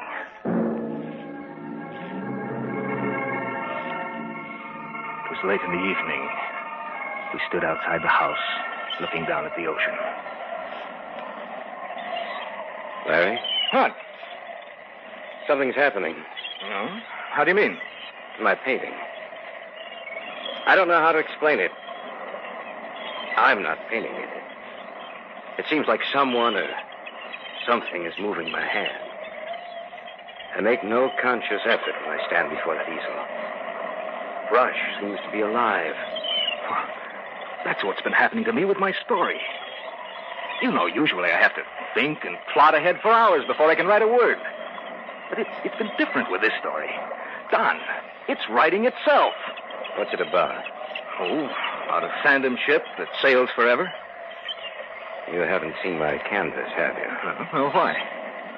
Because that's what I'm painting. The phantom ship. Strange coincidence, isn't it? Yes. Listen. I heard it. It's a woman's voice, crying for help. It came from somewhere down in that bay. There's nothing down there, Larry. I know. Hello? Anybody home? Who's that over there? It's Mr. Loman. Oh. Oh, and look, there's a woman with him. I thought I'd drop in and say hello. How are you getting along? Fine, Mr. Loman. This here's Mrs. Green.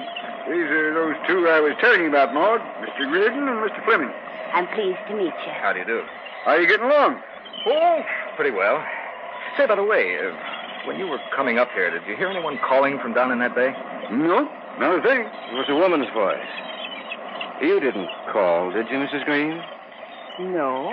Now, then we probably were mistaken. No, you weren't. You heard something, all right. You know who it was? Yep. It was the girl. What girl? The girl on the ship. But there's no ship down there. Yes, but there will be. What do you mean, woman? You tell him, Maud. All right, Simon. Well, it was almost 100 years ago, Mr. Fleming. There was a terrible storm on this coast. The ship, the Sea Mist, was forced into this bay. They were heading for shore when through the storm they heard a woman calling for help. The captain ordered his men to rescue her. They heeled around and started toward her. Then the ship hit a submerged rock that tore a gaping hole in her hull. Well, the Sea Mist went down in a matter of minutes, and all hands were lost. But how could anyone? It's true, believe me. Folks saw it on the shore. Saw the girl appear and the ship go down. No one knew where she came from. But who was she? Well, people said she was the captain's dead wife. the woman he murdered 20 years before, and that she'd vowed vengeance on all men. That's why I told you if you saw anything down that bay to pay no attention to it. Oh, we haven't seen anything. We only heard her voice. Now, you'll see the ship. Don't you worry about that. The waves seem to be rolling in much stronger than they were before. There it is again. Yep. That's her, all right. I can't see any. Wait a minute. Down there, Larry, see? Sailing ship under full canvas. The girl. She must be in trouble. Why don't we go down there? Right, there's a rowboat down there. I wouldn't if I were you. I'm going to see what's down there. I'm telling you, don't go. Come on, Don. Right. Don't go, I tell you. Only thing you're going to find out is dead.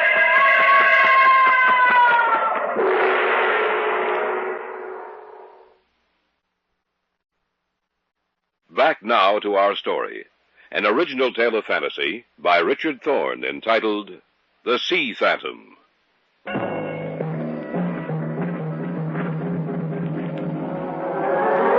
and I went down the trail as fast as we could, even though it was steep and treacherous. As we neared the water, the spray from the breaking waves filled the air, and falling down on the rocks made them slippery and wet. Those waves look pretty strong. Yeah, but nothing to worry about, though. All right. You ready with the oars? Right. I'll shove us off then. Okay. The ship's still there? Yeah. Can you see anyone? No. Well, it shouldn't take us too long to get out to it. Then we'll see if anyone's aboard.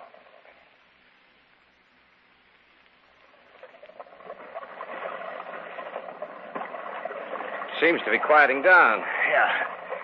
Can you make out her name? Let me see. Says Sea Mist. That's the one they told us about. Yes, I know. Hey, watch it. We're getting close. Well, we're here. I'll beach these oars. Think I should try hailing her? Yeah, might as well. All right. Hello, Sea Mist. No answer. Yeah, maybe they didn't hear you. Look, we pulled up right alongside this rope ladder. We might as well board her. Yeah, I suppose so. You know, Loman's crazy with that story of his about this being a phantom ship. Well, it's the most solidly built ghost ship I've ever seen. Say, you sure you tied our boat securely? Yeah, don't worry about it. Okay. Up and over. Yeah. Want a hand, Don? No, I can make it, Larry. Anybody on board? Wonder why. No one answers. I don't know. There has to be someone aboard the ship. She couldn't have sailed into this bay by herself. Of course not. And she's in such good condition. They must have built her recently. Probably for a celebration of some kind. Well, there's one thing, Larry. What? Why should I paint a ship exactly like this, even to the name, when I hadn't even seen her? And why should you write about one? I don't know. Look, you think we better take a look around? I'm not sure it would be a good idea. Well, we can't stand down here and... Don. Yeah? Look up at the sails.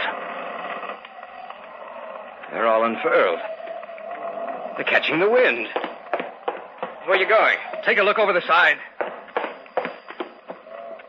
There's no wake. What? Don, the sails are full, but there's no wake. The ship's not moving. Now, how can a ship be under full sail? Where? Over there. On the captain's deck. A skeleton. Lashed to the wheel. Larry, that wasn't there when we first boarded the ship. It could have been. We might not have seen it. Maybe not, but I think we better get off this thing. That's not a bad idea. But you will join us when we come for you. Larry. Yes, I heard it too. There's something here with us. But I can't see anything. Nothing. Except that skeleton lashed to the wheel. You will join us. Let's get back to shore. All right, let's go. I hope our boat... Don't worry, it's there. I can see it. Maybe Lowen was right, Jeff. Maybe this is a phantom ship. We will come for you.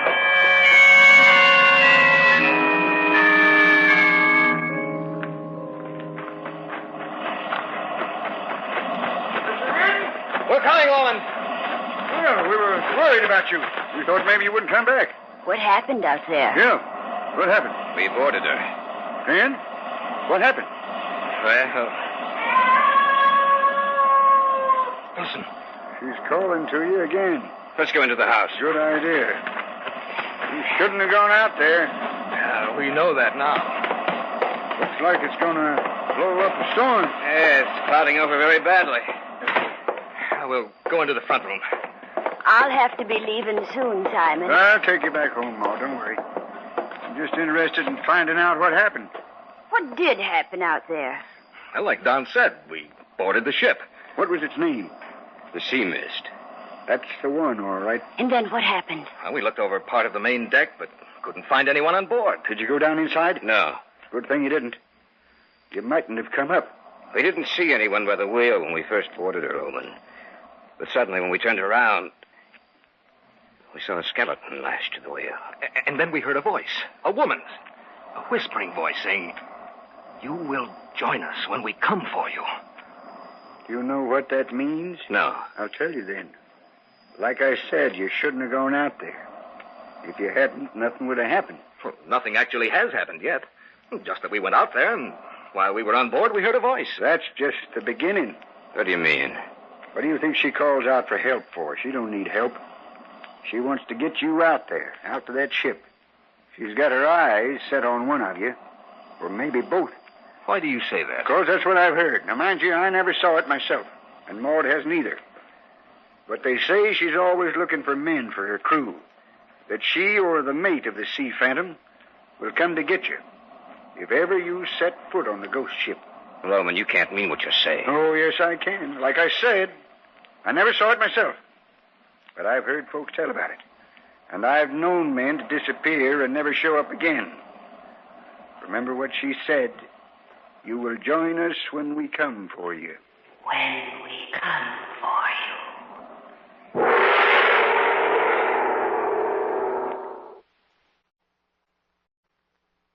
Back now to our story. An original tale of fantasy by Richard Thorne entitled The Sea Phantom.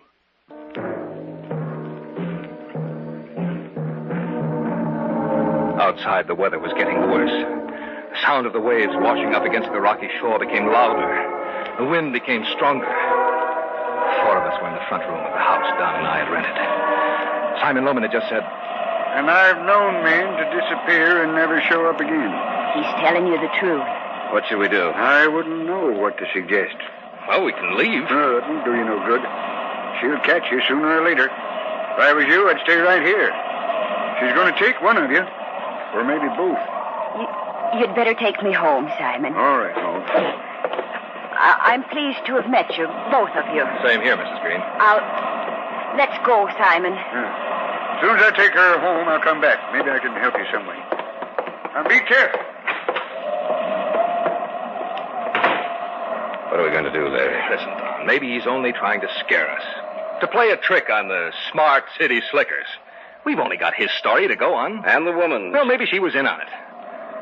Yeah, of course that's possible. Look, someone could have been on that ship when we went out there. And they could have waited until we weren't looking, then gone out and lashed that thing to the wheel, and then they could have hidden and called out the words we heard. Why should they go to so much trouble to do anything like that? It's sort of a practical joke. It doesn't sound reasonable. I know, but it's possible. Yes, it's possible. And I think that's just what they have done. There is going to be a storm tonight. Yeah, bad one. I still can't believe that they'd go to all that trouble. Look, haven't we done the same thing on occasion? But we didn't go to such... Of course we did. Now, forget it. There's nothing to worry about. Nothing at all. I wouldn't be surprised if Loman didn't send someone else out here tonight to tell us that the woman was waiting for us. It's starting to rain. I wonder if Loman will be back tonight. Well, he said he would. I don't know. But I'm not so sure he will. Listen. Yes, I heard it. This is a joke. Why don't they stop it? Take it easy, Doc. How can I take it easy? I've had all of this I can take. There it is again. Where are you going? I'm going to take a look out the window. You see anything? No, Wait a minute. What's the matter? There's someone coming towards the door. Well, it's probably Loman. No, I don't think so. He couldn't have taken Mrs. Green down to her house and returned in so short a time. Yeah, I didn't think of that. Who is it, Larry? Who is that man coming towards the house? I don't know. Unless they're carrying through that joke of theirs. I hope you're right. I hope it is. Larry? What? His clothes. What about them? They're not modern. He's wearing clothing worn by sailors almost 100 years ago. He's at the door. Okay, I'll let him in.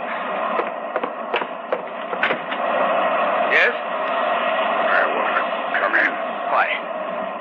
I've come for him. For whom? The man with the brush. What are you talking about? The crew was short one hand. That's why we put in here. Look, I've had just about enough of this. This thing has gone too far. You go back and tell Loman to stop his little joke, or I'll stop it for him. I came to the man with the brush. She said she wants him. Get out of here. Get out of here! I want to get away from here, Larry. I will leave tomorrow. Tonight. All right. We'll leave tonight. Come on, let's start packing. No packing. We'll just leave. If we want anything here, we can come back when it's daylight. All right. He's back. I warned him. Here, let me in, quick. Loman, I want to talk to you. Sure. What about it? Look, this thing has gone far enough, this joke of yours. Huh?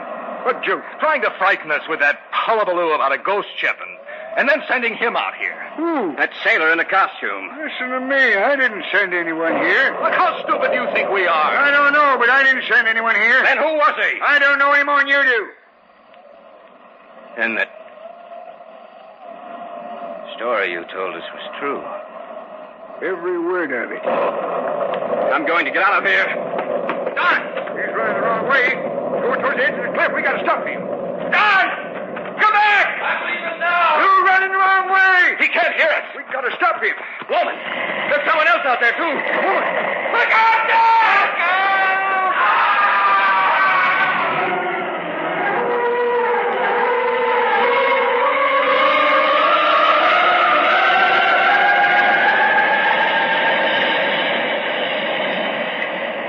It won't do you no good to look anymore. Now, but Loman, he fell over the cliff. He should be down here on the rocks. You won't find his body down here. You saw him fall, so did I. And she went over with him. That's right. We saw them both go over. But we're not going to find him down here. If we could only see out onto the bay now, you'd know what I mean. Why? She needed a man for her crew. She has him now. And the ship's gone and won't be back again. Till she needs someone else.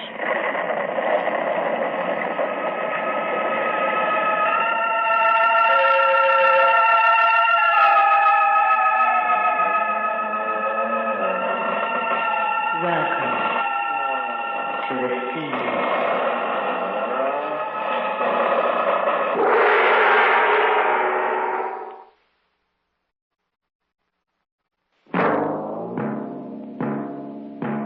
So runs tonight's tale of the unusual, the terrifying, the unknown. Join us again when next we journey down the corridors of the Hall of Fantasy to hear another strange tale of the supernatural. All characters and events portrayed in these programs are fictional, and any similarity to actual events or persons, living or dead, is purely coincidental.